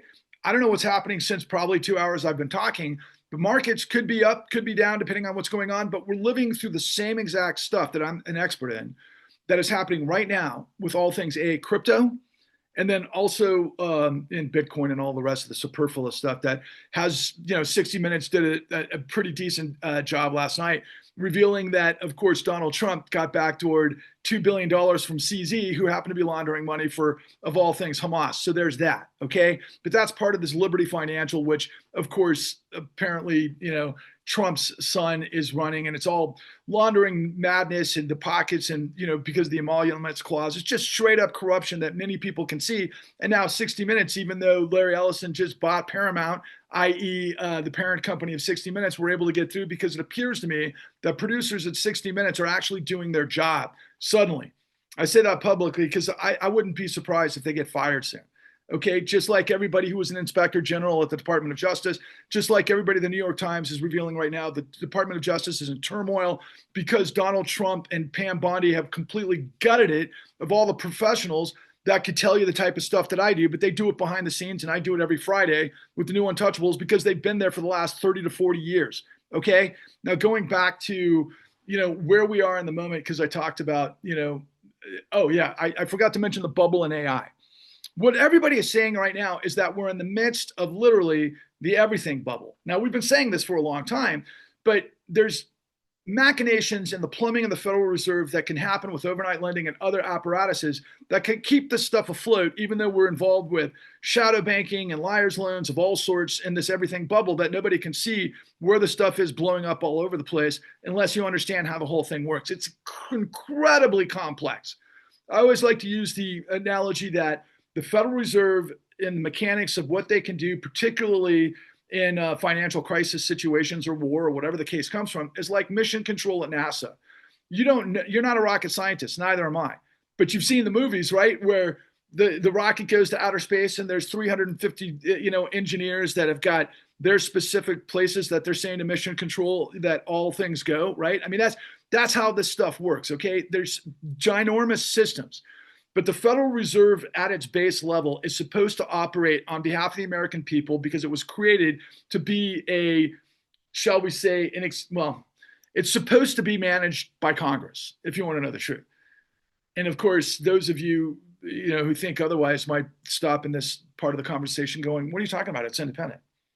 No, it's not. The statutes were that it was supposed to be managed by Congress, and Congress has the authority over the Federal Reserve, but that's been, of course, torn asunder because of all of this stuff that's been going on for decades, where people bought into this notion that for the Federal Reserve to maintain its professionalism, its autonomy, and do what needs to be done by experts in the system, if it became under the purview of the presidency, for example, everybody's like, then it's going to be a corrupt tool of this corruption. And they're right. But it's supposed to be managed by Congress. But of course, Congress is filled with a bunch of idiots that billionaires put them in. Think about Marjorie Taylor Greene or George Santos or any number one of these fools in the tool circus over the last many years. They don't know anything about the Federal Reserve, let alone what actually took place to be able to provide what I'm providing for you now. So the purpose of the Federal Reserve is that it's supposed to maintain low employment, low inflation, and maximum employment. My apologies. That's its mandate.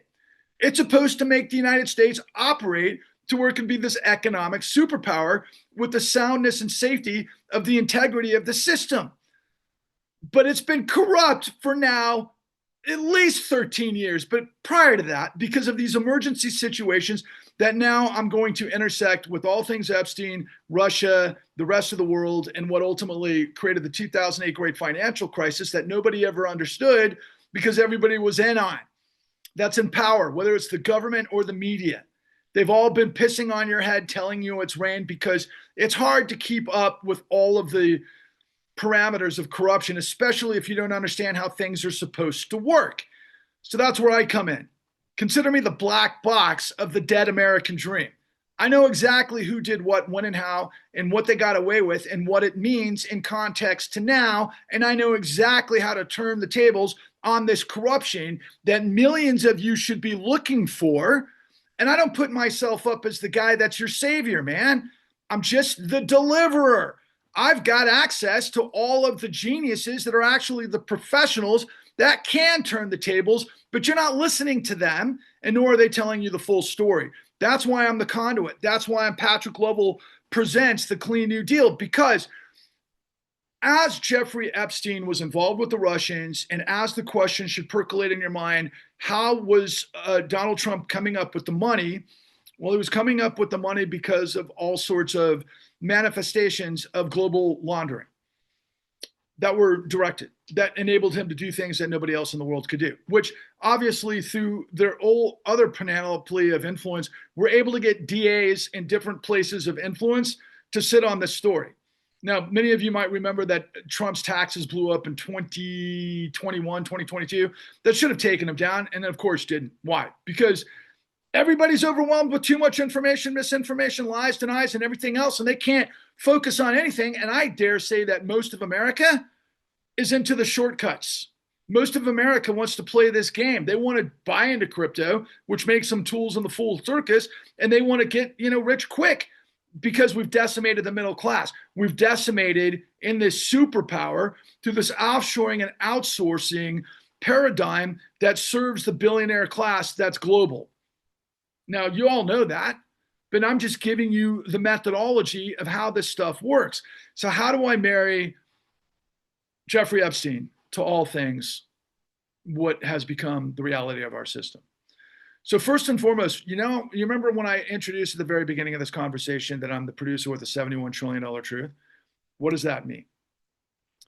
In the aftermath of the great financial crisis, which took place in 2008-9, roughly, it was supposedly a housing bubble where a lot of people got, into loans that they didn't understand, and they got greedy, and they were flipping houses, and it wasn't a real economy. It was a facade. It was hyperinflating values that the system was loaning against, so that there'd be more and more people that were feeding the kitty, that was kicking more and more money through control fraud mechanisms in the modern executive compensation scenario, to put more and more money in the CEO's pockets who are running the whole thing. What that means is they're the dons of the whole thing. And what I mean by that is, like, if you've ever seen, any number of, thematic, cinematic representations of the mob, the Don is the top guy, right? Whether it's, Francis Ford Coppola, the Godfather, or Martin Scorsese's everything, right? You know who the Dons are. They're the guys in charge, and everything is a racketeering situation that manifests that. Okay, that's the system. Our financial system became that. Doing what? Well, using a variation of the honeypot. What they were doing, let's just say, starting with elderly women who were widows, who had money from their, deceased husbands' 401ks, or I'm going to say, they were living on a fixed income, their retirement, right? Their pensions, that sort of thing. They would use that money where they would be targeted, and they would put into this grand scheme that these women didn't understand, because a lot of elderly women by this time needed more money for their health care because their health benefits got rug pulled. They couldn't afford, a certain thing. But suddenly somebody shows up at their door and says, hey, your house is worth more than and I can loan this much against the house that you've lived in for 40 years.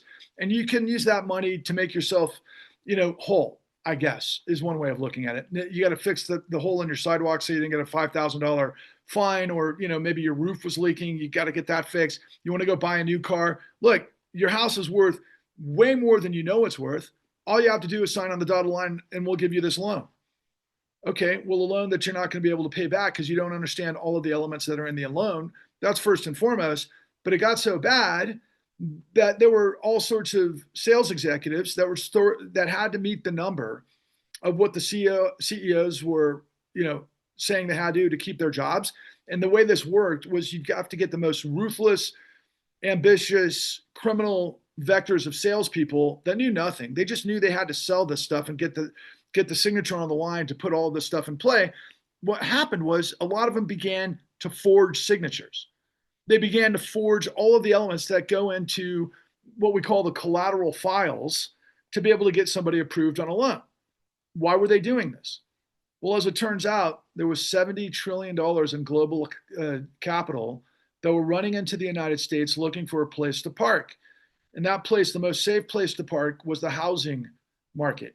Nobody in the United States, in the history of the United States, would go bankrupt except for, the few on the just very, very tiny percentage. Why? Because people had their jobs, they understood finance, they knew how to regulate and manage their expenditures, and nobody would ever let their houses, go when they were living it, raising their families and so forth. But ultimately, it became a Ponzi scheme where people were taking on incredible risk. They were getting 5 or 6 different houses, as was personified in, of course, The Big Short, where, according to Adam McKay and Brad Pitt and everybody who was involved with the production of that, starting with Michael Lewis, who wrote the book, was that, here's a bunch of people who didn't understand finance, who were taking advantage of the system to be able to get beyond their means, that ultimately crashed the system. That's not what happened. They were all set up. And then ultimately, there was a whole variance of people that were fraudulently signing, especially between 2004 and 2008, where 80% of the market, and I know this information because that was what came through the Federal Crisis Inquiry Commission, that did all of the numbers that followed the great financial crisis, and they did it, and you can find it online if it's still there, that put all of these pieces of the puzzle together. But ultimately, they weren't going after this part of the crime, which is where, in our work, The Con, we discovered an incredible story, a horrific story, a tragedy of a woman who was a 91-year-old African-American woman by the name of Addie Polk, who had lived in her house for 4 decades, who on a fateful day, when the cops showed up at her house because they kept putting foreclosure notices on her house that she didn't understand, because she kept calling people to say, I own my house, but nobody was listening. And so then one day the sheriffs come to basically throw her out on the street from a house that she had lived in for 4 decades. And because she was living on a fixed income and her house was owned outright and everything else, but suddenly it was being taken away from her and she was being thrown out on the street. Think about that. It was because there was a conspiracy behind the scenes of people that were forging her name to steal from her house that she owned based on the criteria of the mortgage, and that's called straw buying. And that was happening in minority communities in the millions. And by the way, I have evidence that this was designed completely by the powers that be. I've got the evidence as it relates to Wells Fargo. And I also have the evidence from inside, at this time, those that were working with the Federal Reserve, because the Federal Reserve, in addition to those two elements that I told you are their mandates, is to regulate markets. And if they get higher hair of anything that's going on wrong, they have the power to be able to stop certain things through investigations. But at this time period, there was a gentleman that many of you should know, a guy by the name of Alan Greenspan, who we used to call the maestro, who oversaw all of the deregulation and the financialization of our economy, which is basically, looking back at it now, is like hyenas on crack exploiting the vulnerable, which is exactly what was going on in the Epstein story. Okay? But to millions and millions of people, not just people that were getting into houses, but also people in pensions and people that were in countries and also in counties and everything else. This was a global financial reckoning. Okay? And Alan Greenspan, this is some of the information that I have. I've got all the information. Alan Greenspan was notified by the people that I've got these interviews with, that I put in the Clean New Deal for any journalist that wants to go check me out and maybe finally wrap their heads around that which you failed to do for now over a decade. The people that I've interviewed, who were the people that ended up, for credibility's sake, just so you know, they created the Consumer Financial Protection Bureau, right? The CFPB, which of course many of you are like, oh yeah, no, Elizabeth Warren handled all this stuff. Yes and no, but just for credibility's sake, the people that I've got in my work that gave me the information that I'm revealing to you, which was that they did their investigations to provide all of the intent of the criminality that I just described that were happening in all of these minority neighborhoods around the country, that exposed into other things that went up the food chain to none other than the Federal Reserve Chairman, Alan Greenspan. And by the way, it came from the Fed governor, a guy by the name of Ned Gramlich. That's important because I want you to remember the name Lisa Cook that everybody was talking about several months ago because of stuff that's going on at the Federal Reserve right now.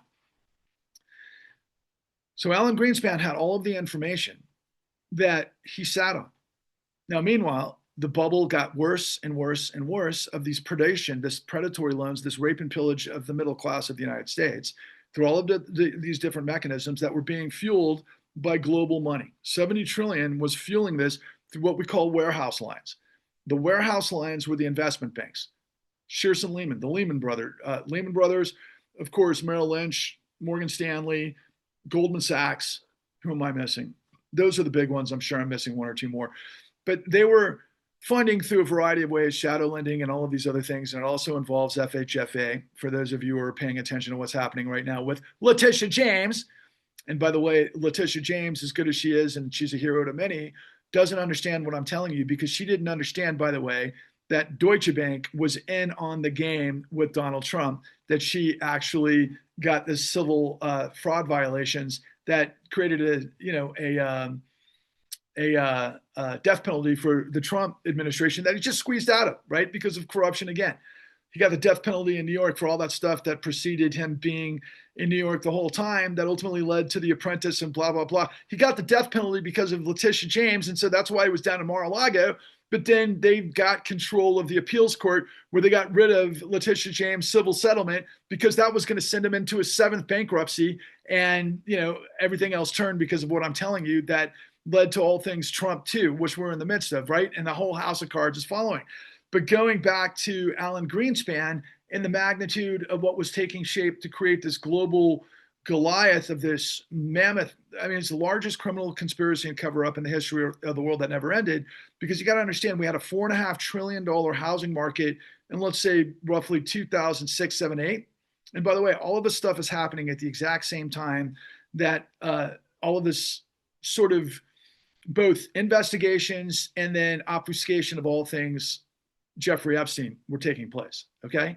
So a $4.5 trillion housing market became a $900 trillion global financial calamity.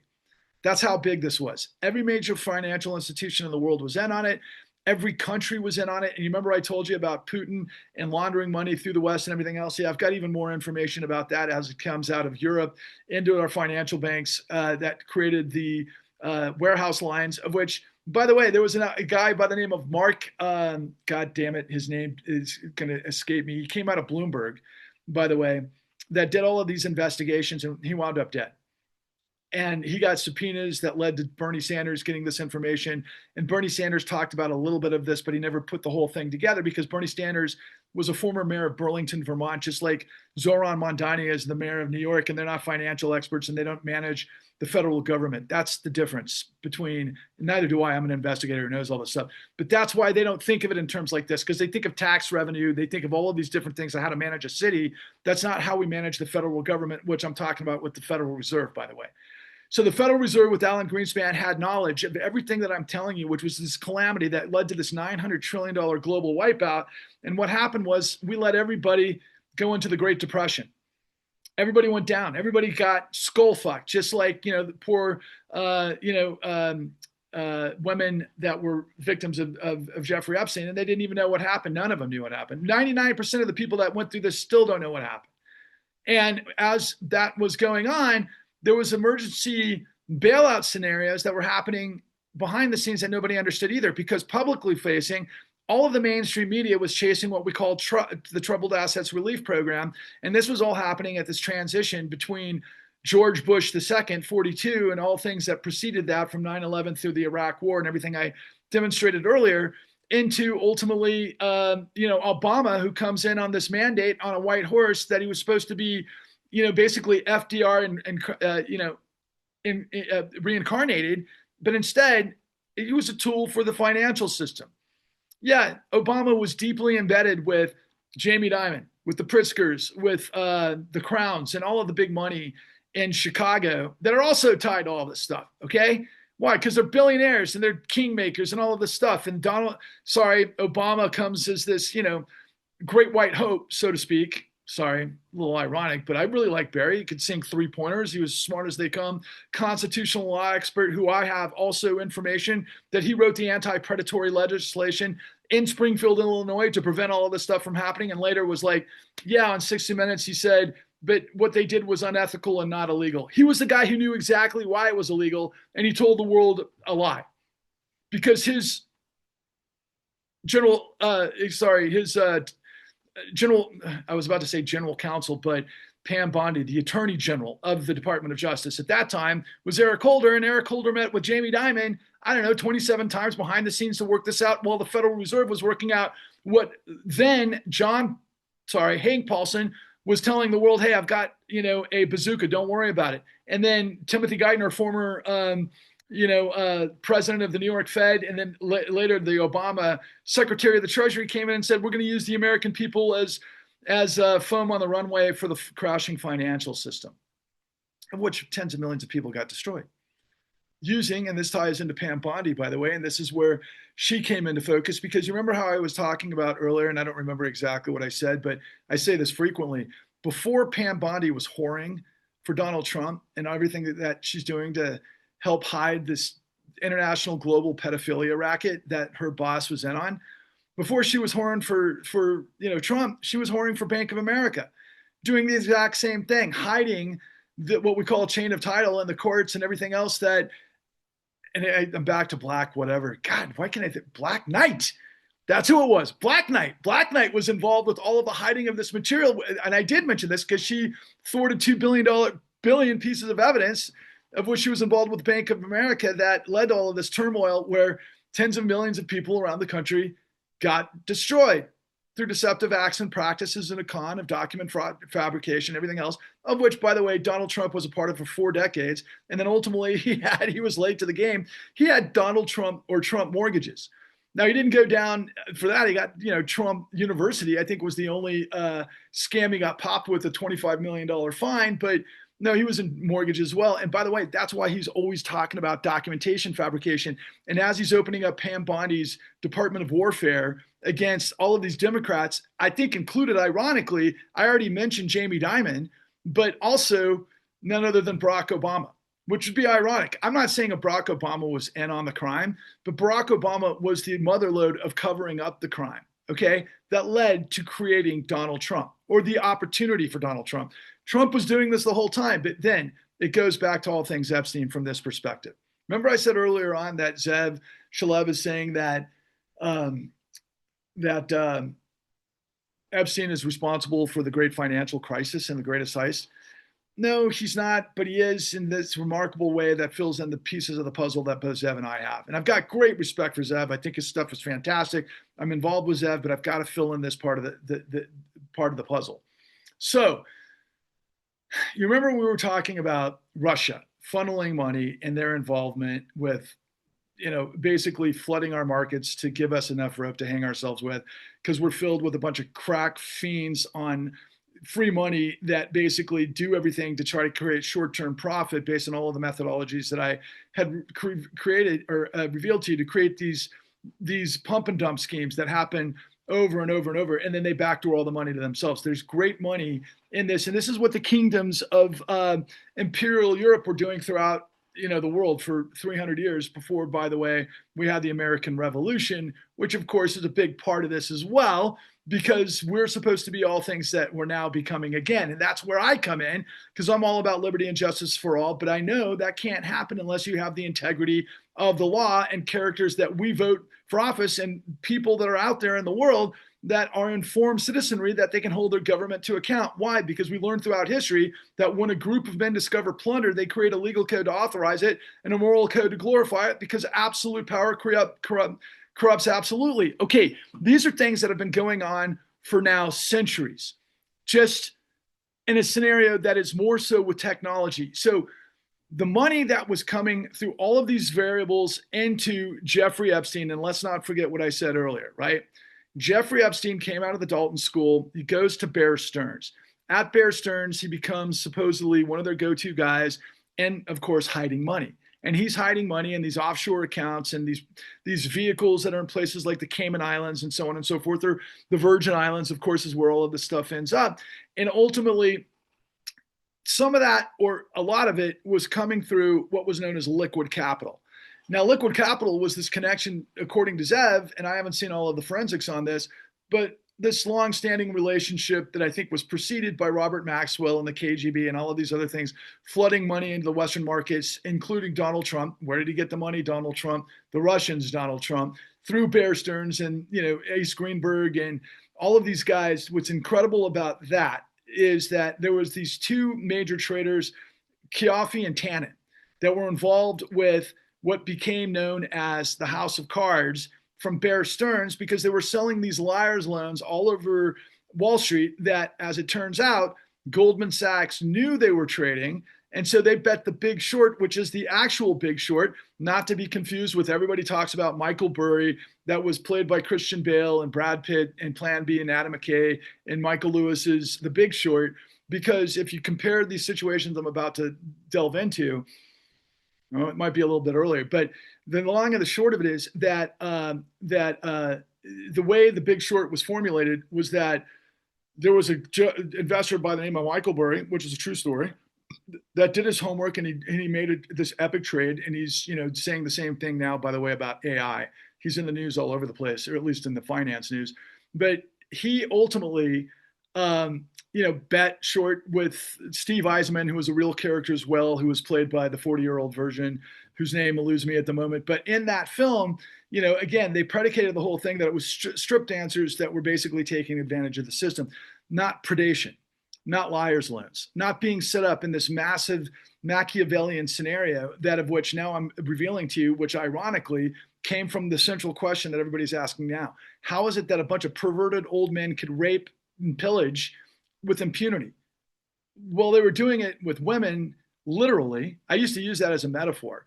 thinking back to college days and stories that I heard about, fraternities basically roofing, or if you think about P. Diddy freaking off on people that wanted access to power, and then in the shadows, they basically gang rape these people, and then they get away with it because they lie, deny, switch the blame, and implicate, which is the whole Donald Trump and the infusion of everybody that's in his, periphery does as well. They're just liars.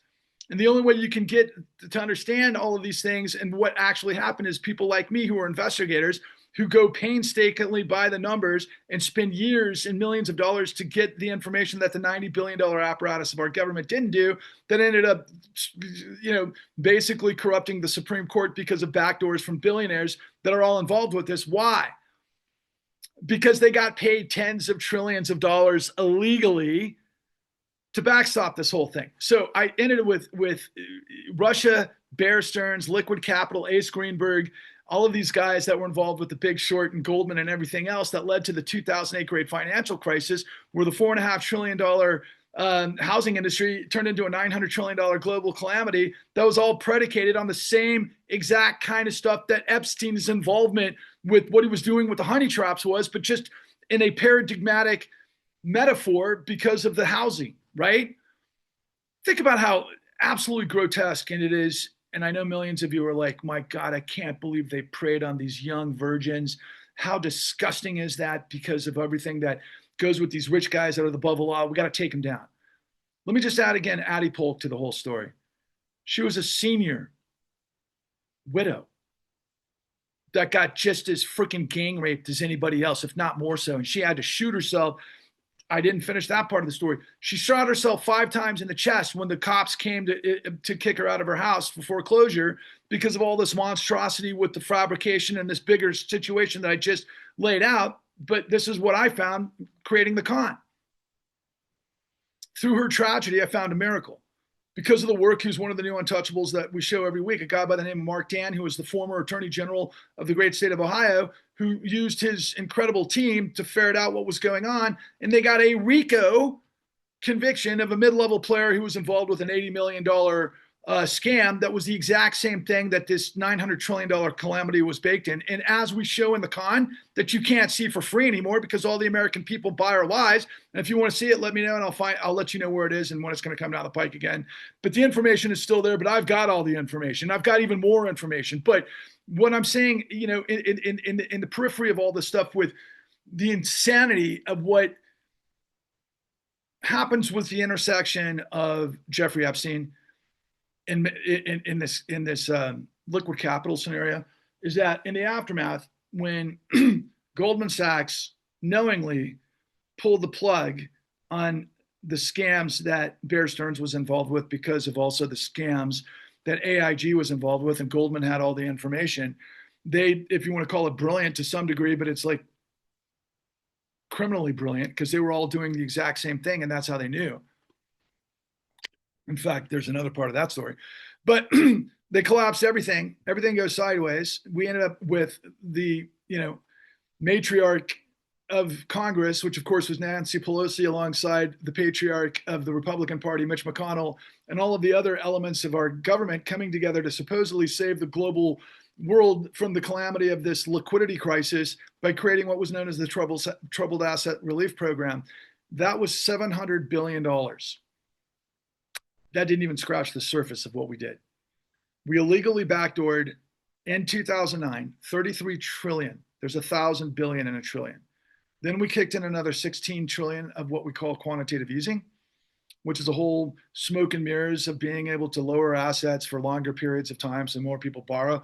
But what it really did was it provided the Federal Reserve to pick up all of the toxic assets that the liar's loans were created with intent that Barack Obama said they were unethical but not illegal, and he's supposedly a constitutional expert who was getting paid by all of the powers that be to basically lie to us to create the situation that we're in the midst of. But I just provided to you $49 trillion. There was another run in 2019 based on repo madness that came out of SoftBank of Japan that not everybody understands. I don't understand the details, but it was another 19 trillion. That's 71 trillion.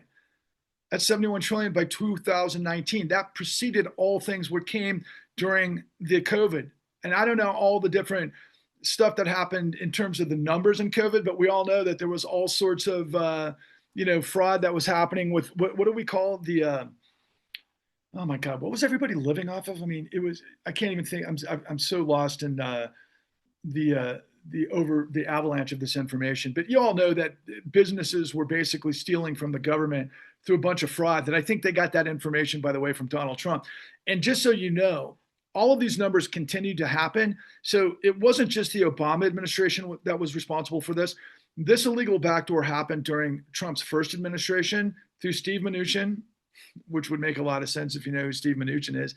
And that literally backdoored, among other things, besides cruise ships and airlines, that backdoored casinos, including Sheldon Adelson's casino, which is one of the biggest supporters of all things Donald Trump and everything that came since. And then during the Biden administration, we had a run on misallocation of interest rate swaps and all sorts of mismanagement from these maybe tier 3 banks that included some big players like Silicon Valley Bank that was managing money for all things Peter Thiel, that Biden bailed out and said he didn't bail out.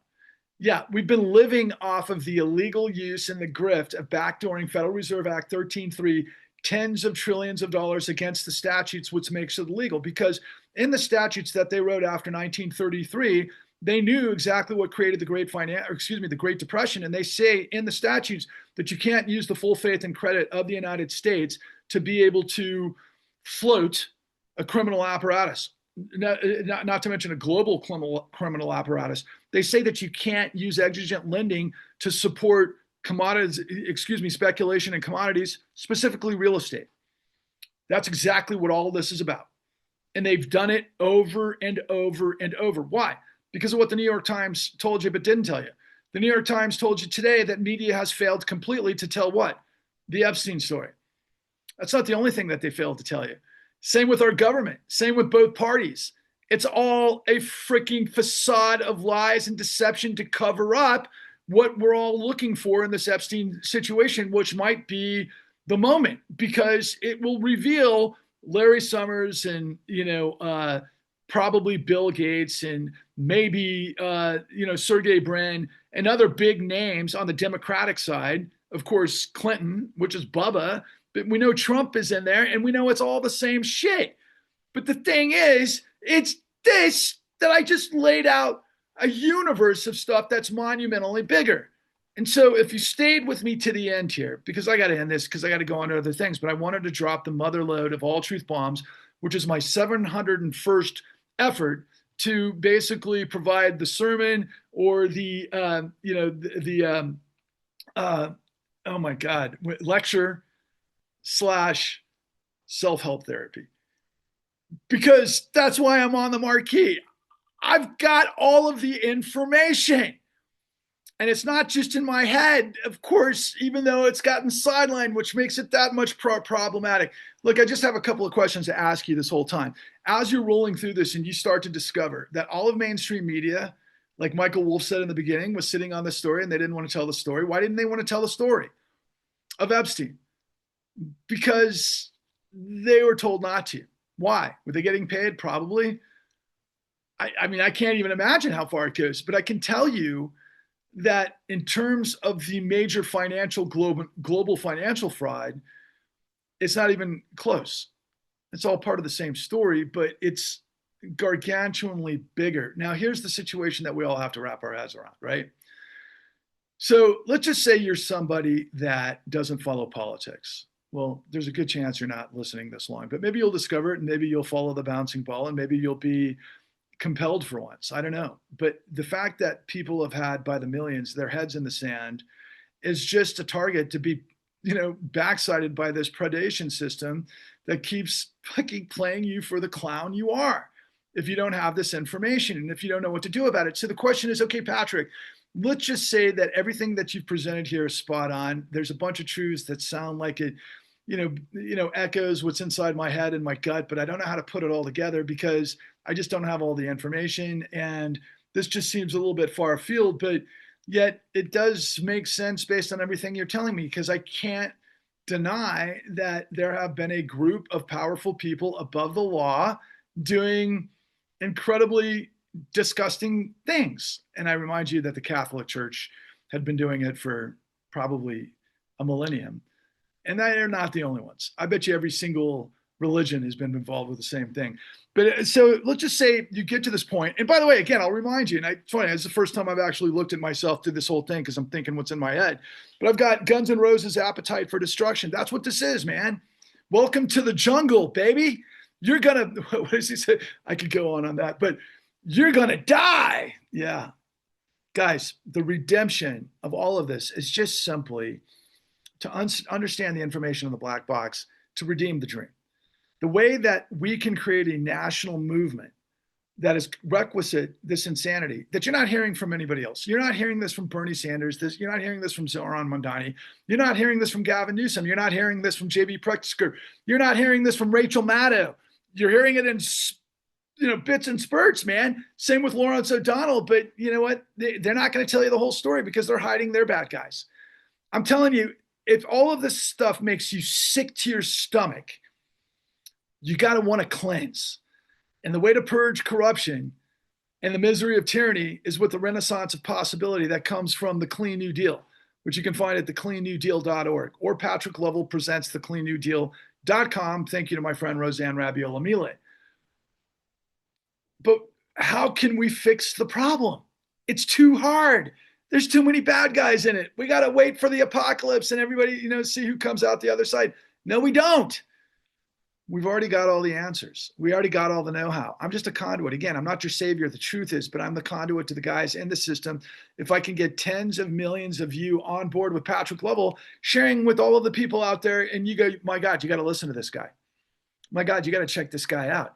My God, I'm not going to listen to all of these liars anymore because now I know what's going on. And I want to get on to the business of basically redeeming who we are as a country that is based on liberty and justice for all, predicated on the integrity of the law that enables the brilliance of our country to move forward with the innovation that we've done for most of our history. And my apologies to everybody who's been on the downside of all the wrong decisions of our history. We tend to come out the other side. We have every single time. Okay, this is our chance to do it again, but it's in really, really bad shape right now. But it's biblical, man. There's no way this isn't biblical. And I keep reminding everybody in my closing here that the first words in the Bible are, let there be light. When you live in light, you live in truth. Going to the universal construct, everything in this infinite universe was born from the singularity because of the nuclear reaction that enables light. And so me dropping this 24 megaton truth bomb on you, if you become a nuclear reaction vector, then we force light into the depravity of darkness. That's all this is. It's depravity. It's always been. Human nature has two sides. We've all seen the force. What side are you on? I know what side I'm on, but I need to get tens of millions of you on the same page, not to make me your dictator. I'm the liberator.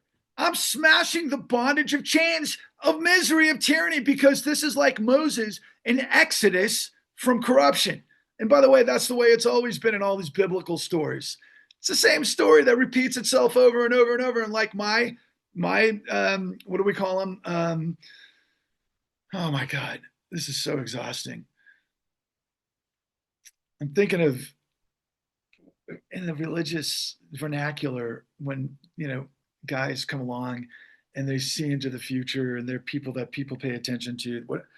Anyway, I'll just get to the point. David Byrne, who was, of course, the lead singer of the Talking Heads, in my youth said, same as it ever was. And look at my hand was. For those of you who came from my generation, you know what I'm talking about, right? Yeah, it's history repeating itself. It just gets more and more insane with technology and more complicity, which just leads to dictatorships, which were now this junta of something that's more what I've seen throughout my life in Central America and South America, because the credibility of the United States has died. That's what my whole sort of venture reveals. Okay, it's the emperor's new clothes once again, Humpty Dumpty. So how do we put it all back together?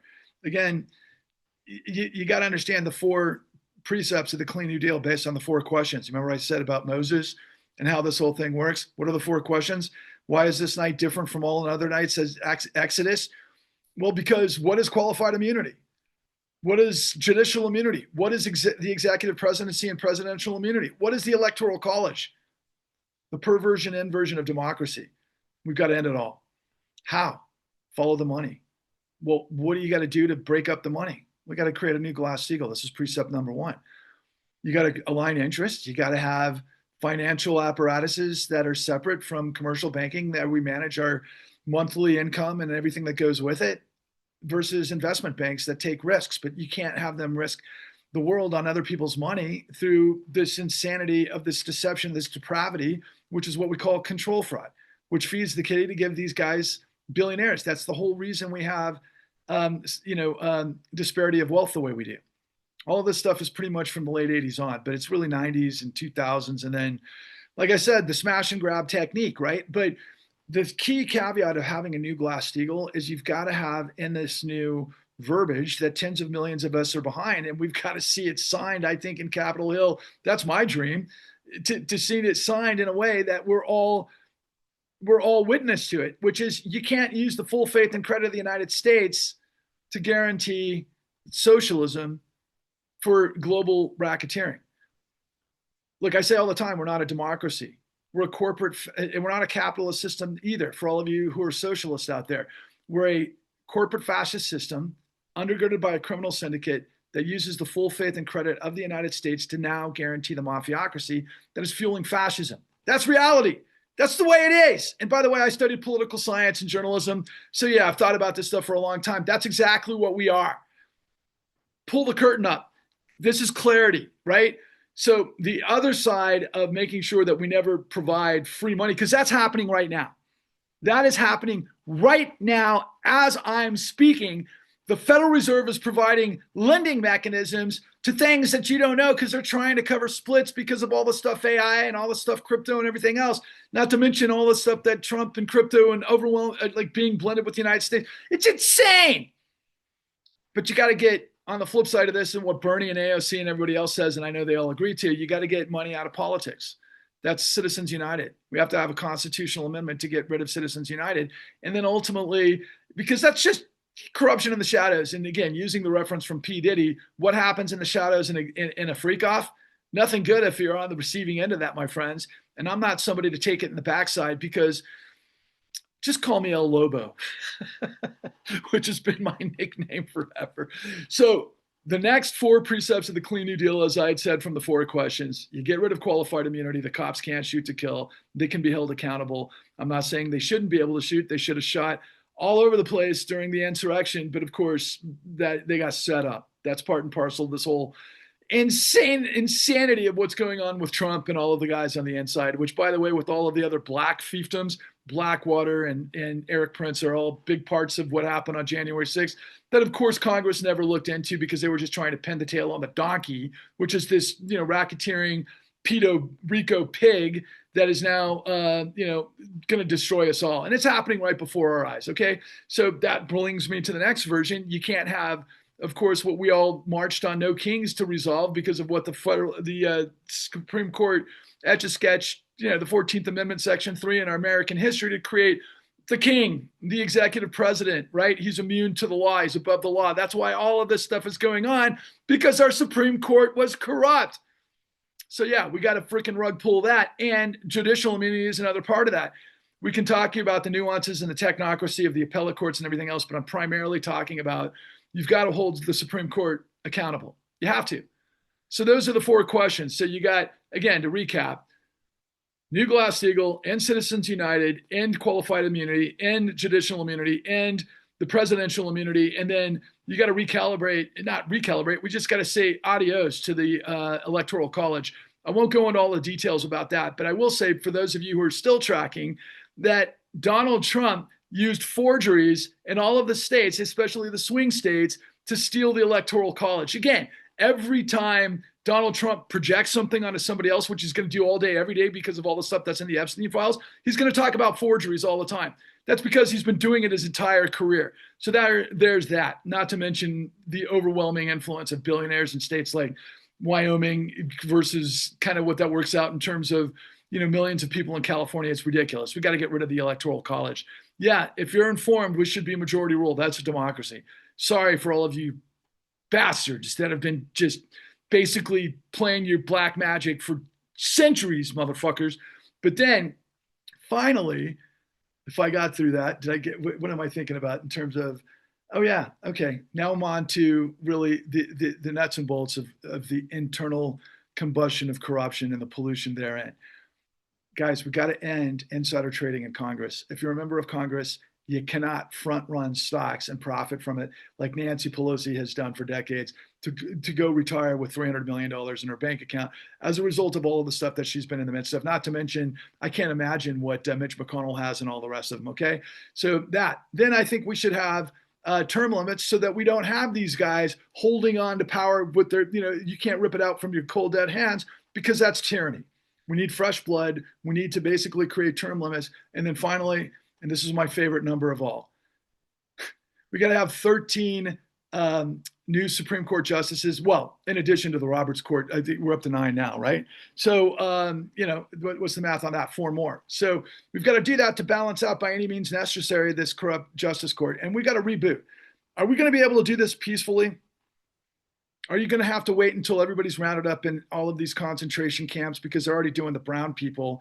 And it's insane of what's going on in Venezuela and waging war and all of these other things while Donald Trump's getting $5 billion, backdoored while starving 42 million people in SNAP assistance and all of the other stuff that we're supposed to keep up with. Okay.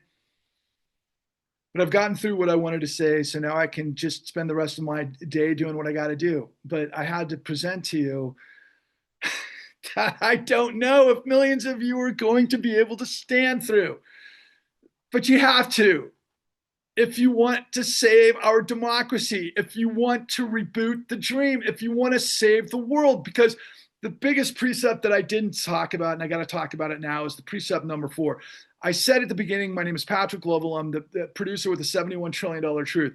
Many of you are like lost in translation because you don't understand fiat currency. You don't understand macroeconomics. You don't understand money supply. You don't understand how our system works. You don't understand geopolitics. You don't understand the law. But I'm just telling it to you straight. We've given 300,000 individuals that have pulled the wool over the world's eyes, and this is why everybody's above the law, that are elite. We've gave them $71 trillion at the expense of the entire globe.